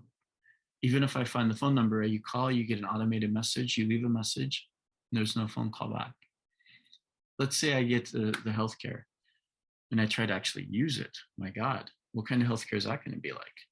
Just because it says that you have something doesn't mean it's going to be quality. Or it's just the facade. Or accessible, So what I know from Phuket, and you might recall, you remember, I think you didn't take the class that I did. Remember the Chinese Confucius Center? They did a free course for us, for the faculty. No, I did some of those, and I did Tai Chi as well, That was amazing. That was, and of course, the CPP, the Communist Party government is not the same as the people, right? But the people, I mean, of course, there are bad people everywhere, good and bad. But wow, they brought snacks even, and they gave of their time. I mean, it was a 6-week course, and not that I speak Chinese. They give me all these resources and stuff. For sure, Very sweet. And I got to go to China twice with our exchange students, and yeah, we call it the soft power. I mean, they With took India, care of us, man. I mean, there Ajarn was India? there was an underlying. It's a different type of hospitality. While Thailand, you just feel like this genuine like Mm. care and stuff, like their hospitality. But China, they do you well. I mean, they heard I like tea, and they took me like a fancy tea house that was like really expensive and stuff. It's like, you know what I mean? I mean, they were definitely going overboard to like prop up my feel. That was their focus. They felt a genuine pride Obligated, in obligated showing almost. that China is whatever they were like. I said I like museums. They took me to like these Yeah, amazing museums and stuff, and they were kind of like, yeah, it was kind of like propaganda, like, look how great we are. There's an aspect of that, but at the same time, wow, they really took care of me and showed me right. around and stuff. But So there is a dark side too, like with the COVID stuff. So we don't know what the reality is unless we live there. yeah, It's yeah, the same with Japan. I mean, Japan, yeah, every country has its dark side, right? yeah. So going back to the point though, like I know that economically, if I were to go back to Japan and I were to put it out like there, I might do very well again, but I might not because of my age, because of my lack of technology compared to the younger Oh people. yeah, Who knows, right? times change. Yeah, I don't think there's any way you could know what if So you. the point, so that's, I'm just making a remark because some people tell me that. They're like, why don't you go back to Japan? It's like, well, you can't really rehash something, Yeah, yeah, you know? no, no. I So, think that's huge. I think that's some of these are also important points yeah. to make. Yeah, yeah, yeah. So I don't like think. you, like you're physically building your dream now, which I think is great. And I say keep doing that and stay there. In my opinion, for you, Thailand Oh, matches yeah, very well. It fits very well for your absolutely. personality. You do very well there. Not only you, but you also help them, in my opinion. You're very good with them. And that's really what's important at the end of the day. For me, I don't know. And I think there's a lot of people around the world, my age or younger, or even older than me, who are Don't in know what they very, want to be when they grow up. exactly. Or no, it's not just that. You can't say that because you don't, you're not the same person any moment. You're always changing. So even if you know what you want to be for a certain period of time, doesn't mean that you're always going to be that way. And that's going back to the explorer nature, the nature of the human being, in my opinion. There's a lot of people who are very wealthy here in the US and Mhm. who are tied down to their jobs 30 years or 20 years even. So what? At the end of the day, are they happy? Do they feel happy? When I was working at the bank, I was stressed out. I burned out because it's not an easy job. I mean, some ways it's easier than teaching English, but if you make a mistake and it's a wrong type of mistake, it could be on the news that Citibank or whatever bank lost millions of dollars because of this operational error, right? Yeah. It's very unlikely though, but you know what I mean? It's so there's always this kind of fear, like, oh, what happens if I lose my job? Who am I? And I think that's really the thing is who are you? No one can answer that except for you. Can you? And Who are don't you? don't feel bad if you don't know who you are. Don't feel Yeah, bad. I was saying it's actually not. It's hard even for ourselves to Well, answer. the other thing is it changes all the time. Yeah, I think that's the element people forget. Who you were a couple minutes ago changes for who you'll be in a couple minutes because our thoughts also change. If I asked you, do you like grapefruit? And yesterday you said, no, I hate it. But today you suddenly love it because you kept eating it or something. Well, you changed, you grew or something. You know what I mean? It's so what? yeah, Our life is meant to explore and meant to grow and meant to be enjoyed. And it's not necessarily about, oh, I have a huge bank account. I've been at this job for 20 or 30 years. I'm not saying anything against that even, yeah. but it might not resonate with your soul. So again, we go back to the idea of balance. Mm. And I think the biggest problem in this world seems to me to be balance. It's very lopsided. It's either this way, then this way, then this way. It's never like in the middle somewhere. So how do you feel? Yeah, I'm balanced. Yeah, that's I mean, well, I guess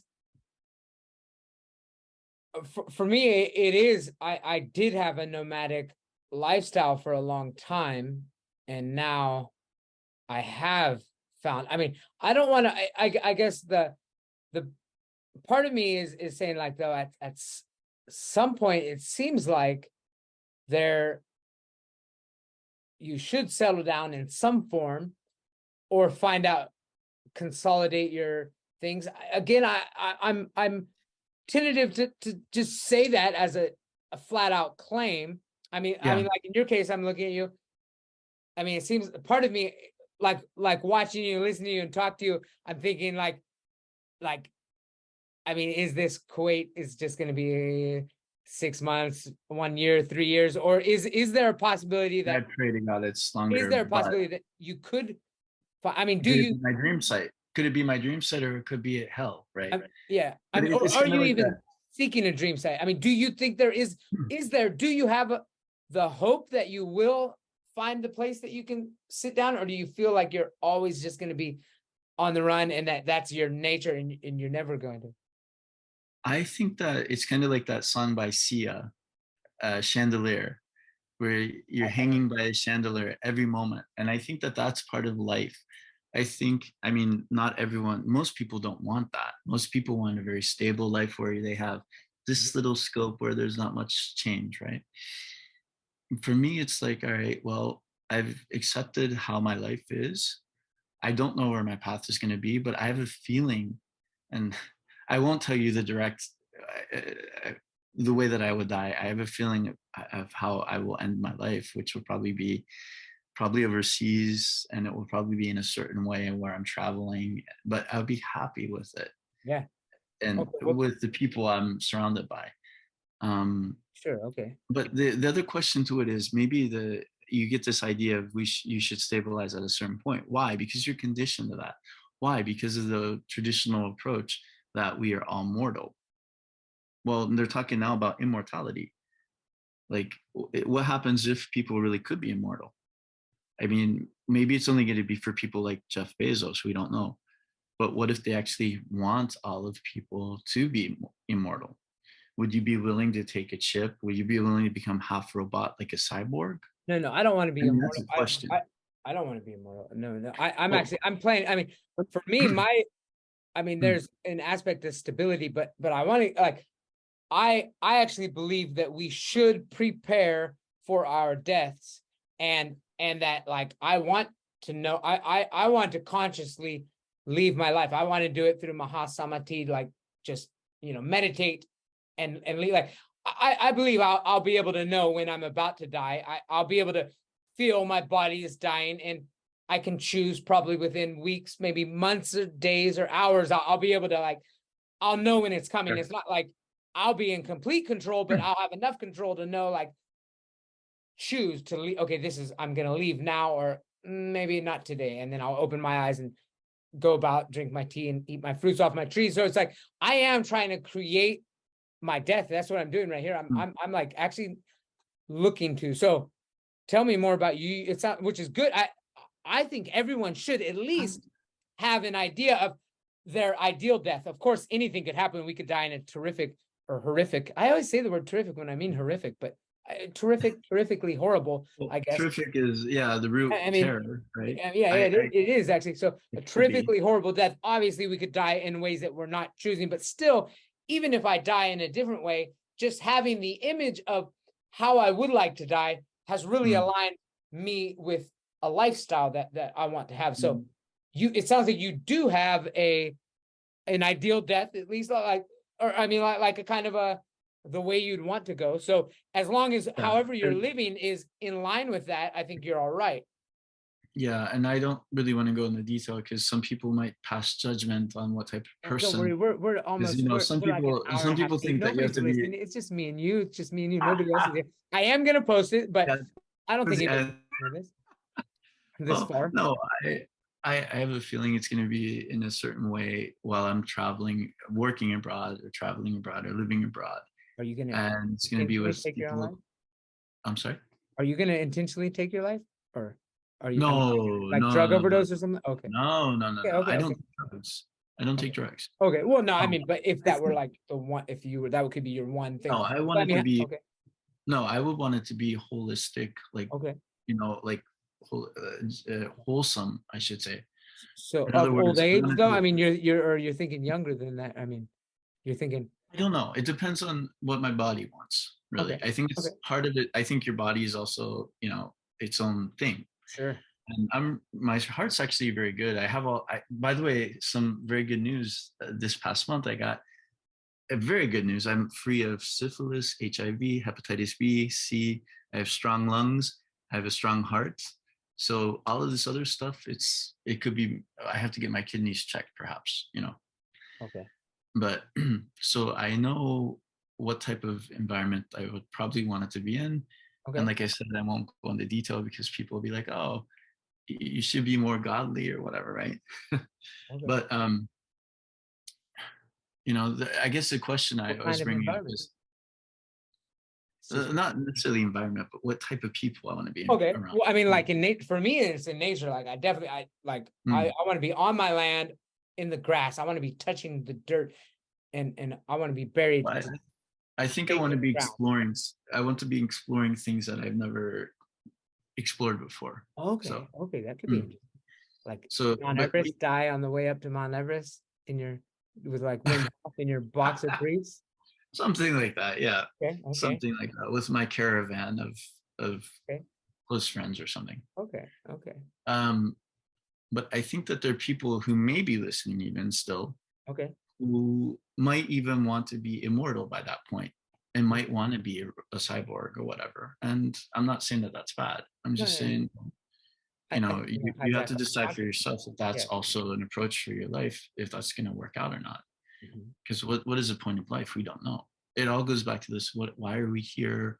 For Sure. how long? Is it what's the word? Is it ethical that there are people that are trying to make us live forever? No, I don't. Maybe some people say Yeah, it's not ethical. yeah, yeah. I mean, I think our consciousness is it's kind of like hijacking our consciousness in a way that I think I think our consciousness belongs Did you you in know the all. my friend Mark here, he hates he the one I live with right now, he hates South Park, the adult anime South Park, Hey, I know it. and They're still going around. I haven't seen it in a long time, but I've watched it every once in a while. They're great though. I They're love it absolutely because amazing. I should watch them more. I just it's terrible to say this, but I watch them almost every day now because it's so funny. yeah, Because they they're touch on good. themes that They're, they touch on they're themes witty. right now Yeah. that seem to occur 3 or 4 or 5 years later. And you think, oh, this is so unrealistic, but then it happens. Oh yeah. No, no. I wish I I'm just thinking of watched. this one. Yeah. There's this one where it's called Insecure. In Insecure, the word itself means not secure, but in this, it's referring that you are secure through this product. So insecurity, like insecure. And they show the boys calling to the Indian hotline where it's always the guy in India, right, taking the call. Okay. And first of all, he pretends to be American. He said, no, my name is Steve. But he's trying to help them with what's called a virtual loop or something. And then he ends up saying, okay, I'm going to get my colleague. And then he calls to his colleague and it's him. And then he's talking to himself in like a virtual loop. He says, so what you said about what did you say? Our consciousness is hijacking our Yeah, yeah, consciousness. they're gonna hijack it. Yeah. It seems like that. Yeah, it does seem like that. It's like it didn't Mo talk about Matrix as well? Oh yeah. Something like you're living the Matrix. Well, yeah. I don't know if there is any perfect place. Maybe what it is we have to try to make our Well, perfect place for ourselves. oh, absolutely. It is a state of mind. I mean, in some ways, that's the other thing is I see you jumping around all these places that, yeah, that's not necessarily, you're not going to find your place in a physical location, but you can find your place. Yeah. I mean, I don't think it's necessary to settle down, but I think there is a state of something, whether it is a physical Well, I think location or a it can mind state. become challenging because of the system setup, first of all, but then more importantly because of our body. At some point, our body just breaks down. Hmm. Now, So I I guess don't you know. want, oh, I that's, don't I know what guess, my so yeah, purpose. you want to What be my in a purpose place is. when your body Mm. does break down, you want to be, right? If it's not America, which you have some things, systems with the healthcare system, whatever, I mean, you should think, where would you want to be when your body breaks down based on True. where you've Very been? true. I think Well, just to go back to what the purpose of it all is, at least for me, maybe for me, I would say it's try to help other men at this point, whether they're older, same age, or younger, who are struggling in similar ways or even different ways, but just kind of confused. First of all, to give generic information like the 988 hotline if you're in the US, but also just ideas of resilience and hanging in there. And then at the end of the day, I know it all boils down to money. It's like, yeah, so we understood what you said, but we don't have money. And that's probably 99% of the people's problems. Well, just do whatever you possibly can to get the money saved up and then keep trying different routes. And I know it sucks. And I know, like, I've been there, and even yesterday I thought to myself, what the F am I doing? I was on my bike going to the gym. It was blistering hot out. 2 days ago, it was raining on me. And I'm thinking, God, I don't even have a car. I'm almost 48. My savings is almost depleted. I'm houseless, not homeless, but houseless. What is my life? And I got to that point yesterday, but not to the point where I'm going to call the line, though, because I do know that my NOC, that document, is coming. Sure enough, half an hour before this podcast, I got the email, and I was almost going to cancel because she said I have to call here and there and everything, and now I have to do this. But somehow I still have hope. So again, it's like a roller coaster. Keep that in mind. Once you get to the top, you got to go through that terrible bang at the bottom, but you come back up soon. Yeah. Downhill's the fun part, right? That's why I never got that analogy. I think it's the roller coaster opposite analogy. I guess in life, though, it's the opposite, wouldn't it be? I mean, it is. I mean, When that you're going analogy doesn't down, match up. I mean, yeah. I think the fun part is when you're going up and when you're at the top. I mean, there's when you're anticipation going down, there. it's absolutely terrible. Anticipation, but Now, there's another thing to say is there's a Netflix program called Black Mirror, which I finally. I watched the old one, or did they come out with a new season? Well, I haven't watched. I've only watched a couple seasons. A couple series. I watched one season. That was a long time ago. I don't have Netflix. There's one called. That was good. They were all good. I liked it. I mean, that was a good series. But it's have crazy, they come with us? Is there a new season now, or there was only one season? I don't know. I mean, I think season 6. I haven't watched I haven't had Netflix in years, but there's an episode. There's an episode called Joan is Awful. Like the person, a lady named Joan. Yeah, that sounds. Joan, have you seen this episode? I've seen them all. If it's from the first season, that sounds familiar. No, it's probably from the most recent season. So there's more than one season, what you're saying. Oh, okay. Yeah, it's like season 6. Look up Joan is Awful. Watch the trailer, because the trailer doesn't really give you much, though. But it's like the most strangest type of idea this British guy wrote about. But and that also threw me for a loop, because once I saw that, I realized, gosh, what I'm worrying about today really doesn't matter. Maybe it's like, be very careful with what you're signing off on. Like when you click all those privacy and you have to read the terms of, who reads those? I mean, they're long, and half the time it would take forever to read them. Yes. But what happens is basically this lady. Well, I won't tell you about it. No, tell us all. You gotta watch Joan is Awful. I don't have any access to any of those type of things anymore. I have internet and stuff. I don't have Netflix or anything. You could probably in a couple of months you'll be able to find clips here and there about it to get enough of an idea. Clips here and there. I pretty much I listen to podcasts. That's why I'm doing this podcast. That's all I do now. Is that I don't watch anything anymore. I don't really. Well, okay. Let me tell you this. There is my son. My son controls the computer. Let's just put it that way. Really, there is a.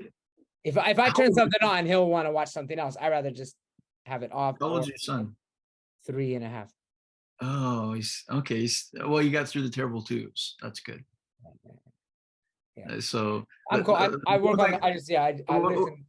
We'll come to that point in a minute, though. But going back to Joan is Awful, so there is a guy that broke down that episode, and basically he tells you what happens in it without you having to watch it. It's like within 4 minutes. No, you should watch it. It's better. It's on YouTube. It's free.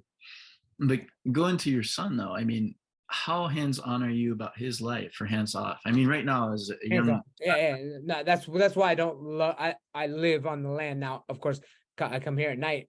I just took a bath with him so he could go to bed before, because I knew I might stay here a little later, because now right, it's just a little it's past midnight. midnight. He goes to bed about midnight, and then I mean, yeah, Oh wow, that's late for 3-year-old. yeah. I mean, but we don't. Yeah, I mean, we just Okay. we wake up. I mean, we spend the days Do together. you I come here in the do office. you I do homeschool them? yard work. What's that? Do you homeschool him, or Yeah, are yeah, you going to homeschool, we're or doing how? homeschool. It's not official yet. We don't have. Hello, Yeah, I'm here. hello. Hello. Can you see me? Can you hear me? Hello? Yeah, there was a bit of a, yeah. Okay, I just elapsed. We're going to do all the paperwork for homeschool for when he's for next year. We didn't. You can do it as early as 3, but it's not necessary. You actually don't even need to do it until Wow. 7. But they will. You want to do it early, because if they say Okay. you failed, then you'd have to go to school. Now at 7, I'll give him the option. I mean, I'd actually like him to try school out maybe, but in these early years, yeah, we're doing homeschool. And then we're going to, I mean, socialization is important. So we're going to, enroll him in different activities. I've already tried to enroll him in some he likes, some he doesn't like. It really depends the atmosphere. Like there's a Chinese class I was going to get him in, but it was like kind of structured. It was like, he doesn't want that. But like dance class, he was actually a little embarrassed with that. There's swimming, art, music. I'm mainly going to do those as group lessons. But If you wanted, if you wanted to grow up later and become Muslim, for example, would you be against that, or no, why would I be? No, would you I'm not. be No, supportive? no, of course I So would. I'm not. I'm, by the way, I'm not. I don't belong to any. I'm Yeah, agnostic, but yeah. I've lived in all of the countries with different religions, like the major ones. Buddhist and Islam and Christian Yeah, and et I cetera, mean, et I cetera. think you're going to push Uh, him towards something. I mean, he's going to mostly. I mean, we're going to raise him with Buddhist values, mm, but if he chooses to you change, choose. I mean, Buddhist is pretty And what about relaxed about. I mean, open. I mean, if he finds something else, I'll what support it. if you what if he wants to become a cyborg? Would you? I'll support it. I'll have open dialogue with him. I'd explain why I'm not going to, and absolutely not gonna. But what if they at that? There's a movie about that, by the way, from a couple of years ago, where they're forcing people to become cyborgs or get. Well, I've I'm got so, I've got escape routes. I mean, I'm a prepper. I am actually. I mean, there are situations. I mean, I've already planned it out. I mean, I've already planned out a lot of you stuff. I thought mean, about it? I've plotted out a lot. I have a lot of systems that set up. I'm not willing to No way. discuss my systems for possible tyrannical situations that could occur. I have, but we can't plan for all FBI of is them. listening now. Yeah, we can't plan for all of them. KGB is listening. I've got systems set up for. I've got escape route type, but nothing's foolproof. I'll tell you that right now. I could easily Right. find myself screwed. Screwed. But I'm Well, definitely I think more prepped than your I average think bear. Let's just say no, that. I get what you're saying. I think Yeah. that you have a better, you have some stuff set up better than many people, myself especially. But it's not I'm a money. It's not money. We're not talking about I'm money. a You said I had minimalist. some. It's not financial. No, It's yeah, you're talking about like roots. It's water, roots and water food. systems, Yeah, yeah, yeah. food systems, No, I don't have any of that, which I mean networks. is even worse, right? Yeah, So I'm a minimalist, and I really don't like to carry much. I don't like to have a lot because I'm so used to being absolutely. always Yeah, yeah. moving. But it is interesting because you're doing a different approach, which is sort of related though. Because again, we go back to Teddy Roosevelt, who It was is. living on Yeah, no, it land, is. That's the and thing. that's I the same am thing. grounded, but I still have that spirit. Like I could exactly. No, I'm glad you recognize that, because Mhm. that is true. It's Definitely. not like I'm settled. Like I mean, I've got Well, mountains, I've got rivers, I've got trails, I've got something. If well, well. What you could also look at is you could also look at considering. I don't know how complicated that would be, but doing a similar project in Cambodia and or in Myanmar. When Myanmar is better, when it's safer. I mean, well, there's a lot of land there. There's a a different, different yeah, route. variety I of mean, new as of now, yeah, my culture, routes aren't as long, or but it would be good to have longer routes. Yeah. or you could even go just across. I think you're very close to Laos, the border, right? Yeah, You could I'm just closer to Myanmar. I mean, fairly close to Laos. I mean, it's still, several you hundred know kilometers, but I mean, it's doable if I needed yeah. to. Yeah, and I mean that it just gives you a different kind of feeling and Absolutely. Yeah, different yeah. No, life, you there's know. rivers, things that aren't on main roads. Yes, rivers and trails. Well, yeah, I mean, it's giving you a different way of exploring and seeing different parts of the world too, and different things that you could do, you know. Absolutely. But Yeah. or just stay in Thailand, and you could go all the way to the south. Is the south That's mainly still no. I'm considered? mainly yeah. I like Thailand. Unfortunately for me, it's like I'll be honest. You're I happy?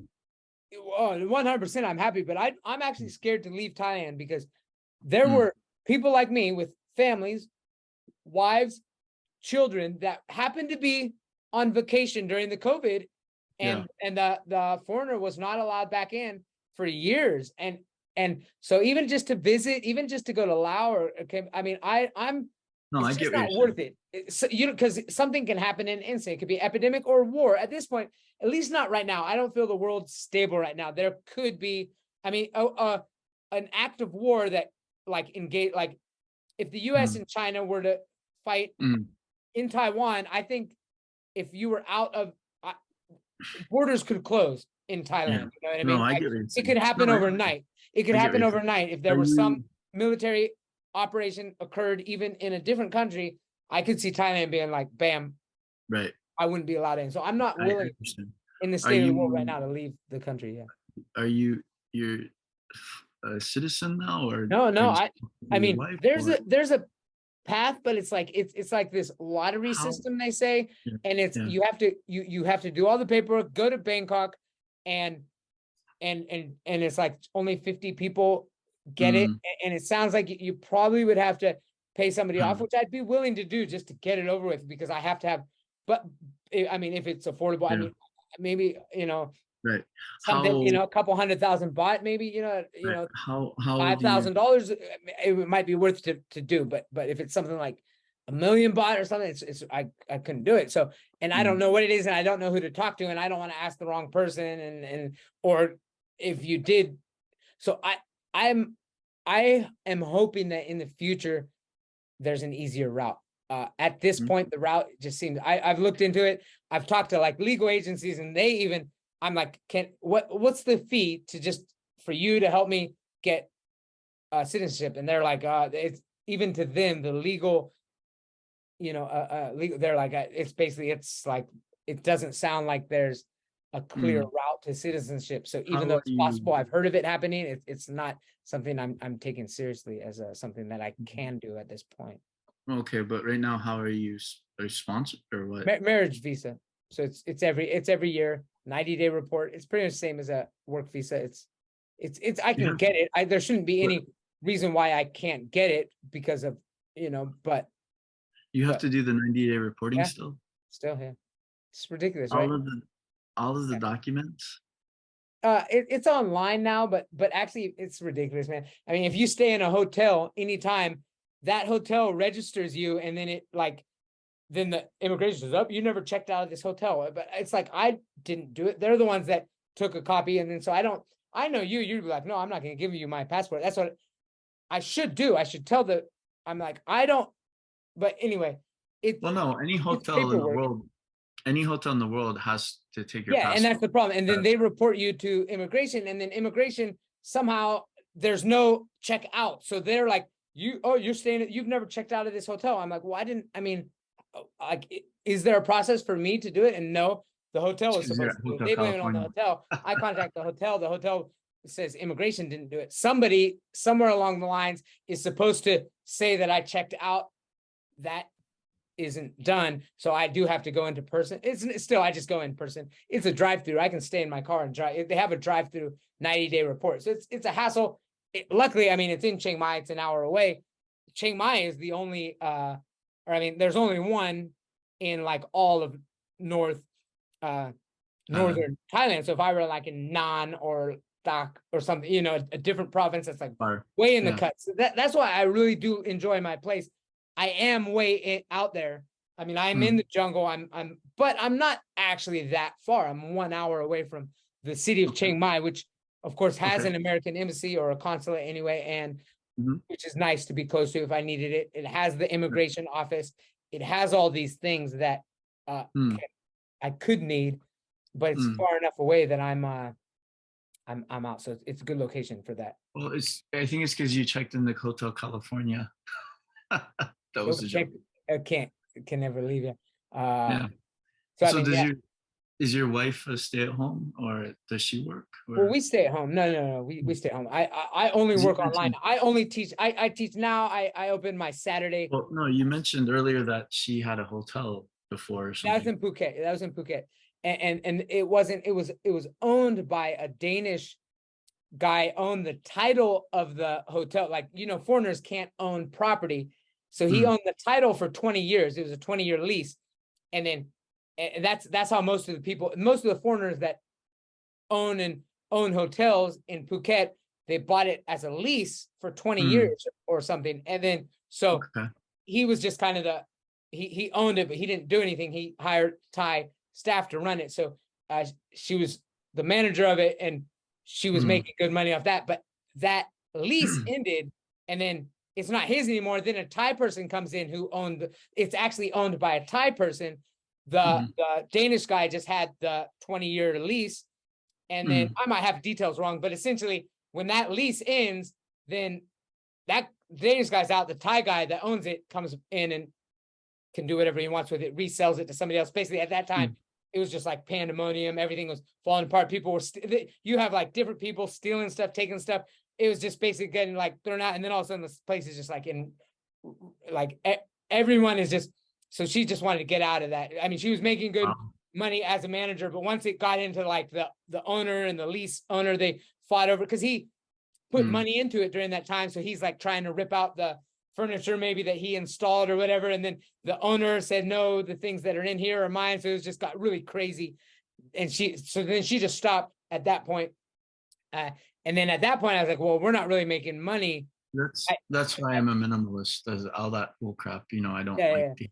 But what we did was perfect. It was 5 years hard. We were working hard, 12-hour days for 5 years. We've saved up that million baht, which is like $30,000, enough to buy this land. And then we were barely had to scrape together to get this that I'm in this little like office. It's a one room. It's a portable. This is where we lived for several years. Not even several years, over a year. This is where Chaya was born. It was our home. We were sleeping in tents for several weeks on our land, because our initial we were planning to do. We had 1 million baht, and we were going to buy land, because you could easily buy land for $15,000, and then we were going to buy a house for $15,000, which is a nice house on a nice piece of land. But we found this land. It's like 1.5 acres, and 3.5 rai, and it's on the river. It's beautiful. It's like perfect location. It was like, and we talked together and like, we have enough for this land. Like, we're not going to be able to buy a house, but like this, we've got our whole lives. If this is the land that we're buying to live the rest of our life on, the land is more important than the structure. So we just bought the land, stayed on a tent for a while, ended up getting this portable house. That's and great. Then saved up money. We got local people that built our house that we're living in now. So absolutely, it really turned out well. That's great that you found your life partner and things are going really well. So I think that, you should stay and not worry so much about moving around so much if, with circumstances. I love moving around. Thailand, even within Thailand, there's a lot of variety. You could go to the extreme south. I was going to ask about that. Is places like Yala, are they still dangerous? Those three southern. I think so. There's still talk about breaking apart and becoming their own land or something. But no, I mean, that's definitely, we did a lot of, before my wife and I were studying, I mean, before we were saving up money, we were traveling, and we had a lot of excess money because we were both working. When we had a break, we could just travel, like we just on the spur, like, and it's still pretty cheap in Thailand, but we're just, as we go. We had no idea. We just pick a place and let's go rent a bike. Okay, drive this way, get on an airplane, go here. And we're just traveling around, and we both fell in love with Chiang Mai. So once we found the place we wanted, and then we went, okay, now let's crack down. Went back to Phuket, worked hard for 5 years, saved up that money. So when you met me, we were in that mode, saving up money to come to Chiang Mai. Like when it took us a while to consolidate, okay, that's what we want, and so this is what we wanted, and we once we So narrowed that now, down, which took several years. Our first 3 years together were mm, partying, now drinking. are you now teaching as well, or? I teach online. I teach to Chinese students. I used to work for companies, and they all shut down. Luckily, I had the WeChat of my students or my students' parents. They, wanted to continue teaching or learning with me. I had I always heard kind that of just like, it was someone, easier to work for a company. I didn't have to like, didn't they it's change hard a to lot of collect money and promote yourself and stuff, but I had enough students when the company closed down that I was able to like just start my own little thing, go private. I charge a little more, they pay a little less because we cut out the middleman. I do create my lessons now before I was getting the material, but it takes a little more time, but I love teaching the material that I created. It's much more, it's fun for me. Okay. Didn't they change the law in China though, where I forget, Double but Reduction Act. Yeah, Double Reduction Act. my friend Mark's sister, Yeah, Patty, she lives in Mexico, and she was working online for the Chinese, yeah, and she said that she lost her job because they yeah. changed the law there. It's Double Reduction Act. At first all the big companies went, because I was working for multiple companies. Magic Ear is one of the big companies that I work for. They shut down right away. This other company was smaller. They were low key. I was able to teach for them for a couple years, but even eventually, yes, even they shut down. Now, I don't. Now there's a lot of English teachers that teach for Taiwan companies or Singapore companies, but the Chinese parents still want their students to learn English because they take these high stakes testing to get into middle school, to get into high school, and to get into university. And what the government is doing is actually reasonable. That they're trying to say, we want everyone to have an equal playing field. We don't want the people who have more money to be able to get their students to score better on these high stakes testing. They rather everyone have the same education and give the same test, and then we can just let cream rise to the top. No one have unfair advantages. But of course, if you're going to want to give your students some extra edge on these tests, so that's why there's still a high demand, but the government has cut out these make it easy. So I think technically the students that I'm teaching are technically not supposed to be paying extra for but So it's like a private tutor. They're not going to crack down on a private tutor, but they've cracked down on all of those how do you communicate with them? Just through WeChat, yeah, WeChat. Through WeChat, okay. Yeah, WeChat's the way, yeah. Because I would assume is WeChat owned by the Chinese? Yeah, WeChat's Chinese, yeah. So I would assume they could suddenly block that though if they could. And then what, you would use Zoom or what? I mean, Zoom. I use Tencent is like it's a copy of Zoom, and except they don't have. I had to pay $160 for a year just so our Zoom. I got the Zoom Pro, so it doesn't cut off at 40 minutes. And they have this. They have it's pretty much the same as Zoom, but it's like a copy. It's called Tencent, but actually the Western version is called VOOV, VOOV. I use that one and that's what the students were using during COVID and everything. So that's what I did. No, I mean, I was working for the small company that was under the radar. I knew at some point they might go down under 2, but they lasted really long. I mean, like this year, like March or something. So I just recently became a private tutor. And yeah, something could happen there too. I mean, I'm able to roll with the flow. I'm low, my whole objective, any extra money I have, I buy things that will help me not need money. So like I could survive a long time without any money if needed. I mean, I could survive forever. I mean, really, most of the money I use is for internet, electricity, things, and like, good quality computer. I got a Mac, a brand new one I bought, and when this one it should last a long time, but eventually I'll buy another one because I'm teaching online. I do need the good equipment, but if something happened where I was unable to make money, I could live off the land. I could 100% live off the land. During that dry season, it would be hard because it does take electricity to run my pumps to water the land. but I mean, that's not much. Do you pay rent or you don't pay No, rent? no, we What own the about we bought the what land. about land tax? Do you No, have to pay a nope, land nothing, tax? nothing, no land tax, nothing. Really? I thought, because in the US I know they have annual US land tax. all kinds of great Crazy. stuff. I don't know. I don't understand all this stuff. I mean, of course, nothing's mine. I don't know anything. I mean, if something terrible happened to my wife and son, I have no rights to be here. I mean, realistically, that's just the way it is. But Oh, wow. I mean, I don't own the land and I never will. I mean, I Yeah. guess if I was a citizen, but even if it's like, it's not even citizenship, it'd be like permanent residency. I don't think. Yeah. But that's the reason why it's so cheap. At the same time, there is no foreign investment. The foreign investors here, they're only able to like lease the land for like 99 years. It will always go back to the family of the Thai person that owned the land, which is good. It's good for the country. I think it's smart that they did that. That all of the countries that have been colonialized, they sold their land, and it's all owned by Europe and stuff. So Thailand owns their land. There are, I mean, I don't, there may be some under the but by law, I mean, there are people who buy land like but technically no, it's not theirs. At any time the government could come. I mean, if you want to like say that you own land here, you'd have to pay off every level, and they do that in Phuket. You see that all the time. People think they own the land, and they build this like bar on the beach, but if it came down to it, the military can come and kick you off because they're like, no, this isn't your land. It's this, no matter what papers they have written up, it's Thailand. Which I like that actually. It can suck for a foreigner, but it does keep the prices down for land. You reminded me of something in 2013 when I first left the bank. I took a 6-month sabbatical before I got before I went to teach again in Singapore.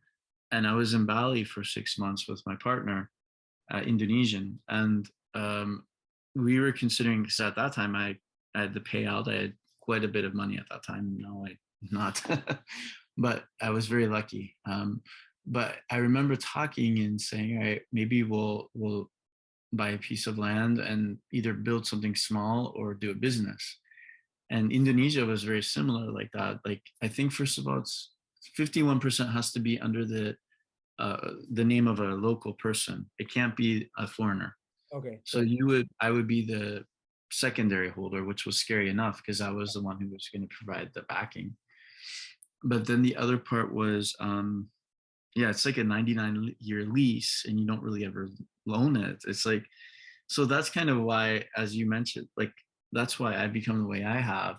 Because in this life, you're born into it with nothing and you're going to leave it with nothing. Yeah. And I hate to say this, when they say you will have nothing and be happy. I think there's that expression, right? And Americans, especially here, they hate that because they're afraid. They have all these big possessions, these big trucks and big houses, and they think they own all that.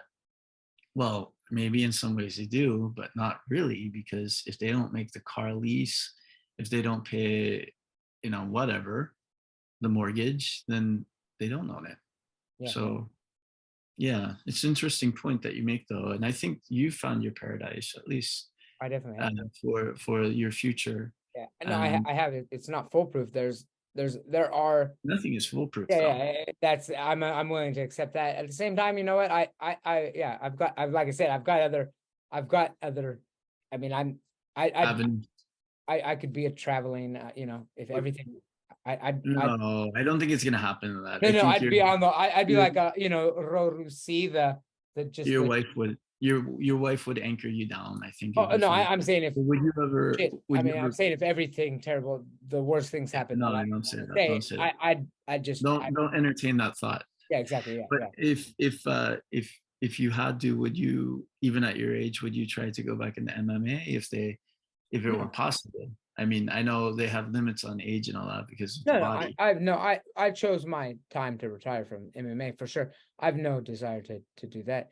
I only was doing MMA to be the best in the world, and there's no that was my goal. And when I reached my prime, I pushed it a little further just to make sure that it was my prime. And I happily left. I left at the right spot. That's actually one thing I always my very first podcast was with somebody too. It's hard to get out of, because it's hard to Get addicted. tell yourself that. But I have to talk about Japanese proverbs. I have on my side, Wale wa Kino no wali ni katsu by Miyamoto Musashi. He actually said, Kyo wa wali ni katsu, like today's me can defeat yesterday's me. Ware is I. Wale, Like, yeah, wale wa Kino no wale, tomorrow's Kino no wale ni katsu. Yesterday. I will Kino is yesterday. From yesterday. I will defeat, yes. Wale wa Kino no wale ni katsu. So Okay. I will defeat. Win over yesterday's me. Yeah. And I knew when I wrote that, though, I said it when I said, this is first, I'm the way I interpret it. I'm not saying Miyamoto Musashi said this way, but he probably did too, to some extent, is that I knew that there would come a day when that's not true physically. And then the second stage would be mentally. So right now, today, mentally and perhaps emotionally, I will defeat who I was yesterday. I am more composed and more, but that will come a day too where I was actually brighter and sharper and more in tune with things.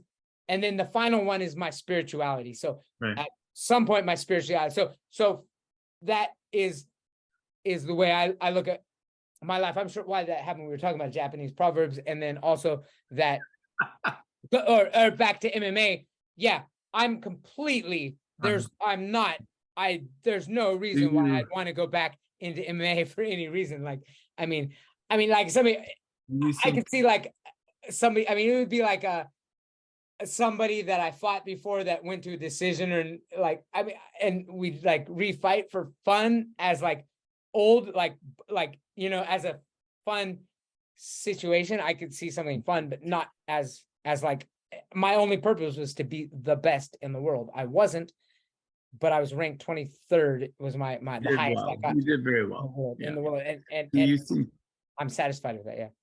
You did very well. Do you think that what they say, these technocrats say, that aging is a disease? No.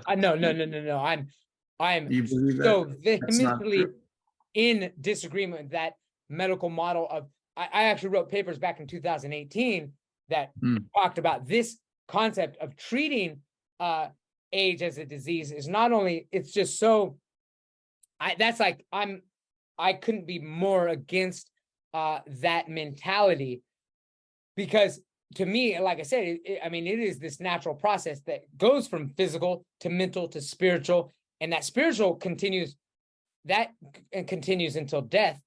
And you peak. I believe my spirituality peaks the moment before death. And I don't, to treat that, it's just like prolonging life. I'm strongly against, I don't like any medical intervention. I don't want any medical intervention. I admit if I had like substantial amount of pain, I would like to chew on some raw opium. If it were illegal for whatever reason and I had to take like morphine or something, I might prefer to have some sort of pain relief. That would be like the most extreme. But as far as any sort of like operation, I don't want any surgeries. I don't get tested for anything. I don't care if what they say, if I have some disease or have cancer, I don't care. I don't like the disease model, not only not for age, I am against the disease model as a whole. I'm for like health. I believe in, there's just healthiness, and we can live healthy lives, and we can combat a lot of it. And some are environmental. Like I could easily die from something that is terrific or horrific, but I'm against that technique. I think a lot of it's here. I think a lot of it's induced by what is permitted. A lot of the ingredients in the USA are actually banned even in Europe. Oh yeah. And like one of my favorite things that I love to eat here is stovetop stuffing. I love stovetop stuffing, but I recently found out it has these certain chemicals that are definitely, Europe won't accept. So if it comes in a package, I try not to open anything I eat. That's all I eat. I mean, sauces. I'm big on fermented things, though. It's not good though. I like fermented things. I mean, yeah, anything, if it stays fresh for more than a day, it's something I don't want to eat generally, unless Oh, it's wow. preserved. Like I eat a lot of fermented beans and like soy sauce, soybeans, like natto and stuff. I love, we get that, that's in a package, but it's like it's naturally fermented, and it's going to I mean, but something, I mean, I do sometimes have spaghetti, jar, but I don't like that. I don't even like an all natural ingredients spaghetti jar in a glass bottle. I still don't like that. No, to me, that's like, I don't trust it. That doesn't seem reasonable to me, that this spaghetti, that tomatoes are staying fresh, even if it is airtight, and it's like, I just don't trust that. Yeah, I mean, yeah. You make all your own food every day. Mostly, I mean, I'm not 100%. I admit it, but when I do eat packaged things, I have. You go to my kitchen, I have packaged things. I'll even eat some chips every once in a while, or Oreo cookies or something, because those are vegan. But those are like, that's actually nice about being vegan, is that I don't eat so many things just because there are traces of milk and eggs in it. So by default, it actually, you know what, it makes it very hard to eat packaged foods. Wait, even you're though against egg? You're against egg now? I've always, as long as you've known me, I've been against The egg. egg is a source of protein. I don't have issues with protein. I get You get your protein if you're not eating. I used to be in that. The entire time I was an MMA fighter, I like extra eggs, extra milk, and it wasn't until I stopped eating those that I was like, wow, I actually felt so much lighter and stronger and faster and meaner and more agile, hostile, and mobile. And I had wished I was a vegan when I was an MMA fighter. I was only a vegetarian, but I was a vegetarian since I was 10, but I actually went overboard on eggs, and I've done a lot of research on it. Everyone can do their own research. And I mean, I actually, when I say do my own research, it is, you know, the best book I think would be the China studies, actually, where they really did large scale studies on lots of different populations on different diets. And there's a lot of argument, and generally it's like 5% of your diet could have meat products in it, and it's okay. It doesn't make it, it's not going to be unhealthy. So I'm not going to argue that 100% vegan is the healthiest diet, but in general, by default, a vegan diet will usually be more healthy. Not, again, that, like I said, you can eat Oreo cookies are vegan, cardboard and gasoline are vegan. So it's not like just because it's vegan and all that fake meat is I'm against all that fake meat. I've eaten it before, but because like just to try it, but it's like I've only had that one time, like something that's frozen beef patty. I'll make my burgers out of tofu and like potatoes and stuff, and mash it and fry it and stuff. So like, yeah, if it's packaged, they're basically I don't like the vegan trends that are like all these fake processed foods. It's basically, yeah. So it's not about vegan and not vegan. It's about processed foods. Generally, if you eat a whole foods plant-based diet is what it's really called, not vegan, but it is vegan. Cool. Well, it's great to be catching up with you after so long, after many years. Yeah, it is. And it's 1:00 p.m. One there here, it's one here, one there, one here. I can't believe I didn't. I remember I told you 1 hour. You said 30 minutes at first, and I said no, 1 hour, and I knew I could get more out of you. This is 2.5 hours, right? Well, no. See, the thing is, I have to, because I get the knock and all that. I have to figure out all this stuff, but it's fine. I mean, there is no time limit, but there is. No, we'll meet again sometime. No, I appreciate your time. There is no time limit, but in fact, the process, once I send everything off, it takes time. So that's a challenge. And being on a bicycle, I have to go out one of these days soon to do all these extra papers, and anyway, it's great hearing from you, and I think we should call it a day. Sure. Yeah, I hope to hear from you. Whoever's listened to this point, hopefully you got some kind of positive vibes from us. We don't know the answers either, but you create your own solution as best you can. But at the end of the day, you're going to end up leaving this earth with nothing. Listen to Jose Mujica. He was the former president of Uruguay. You know who I'm talking about, right? Yeah. He's one of my favorites. Okay. But it was great seeing you again, CD. You too. And I'll speak to you again, or? Yeah, for sure. Good luck. Okay. And everything. So I'm going to leave. All right. And talk to you soon. All right. Bye-bye. Take care. We'll talk Bye. later. Bye.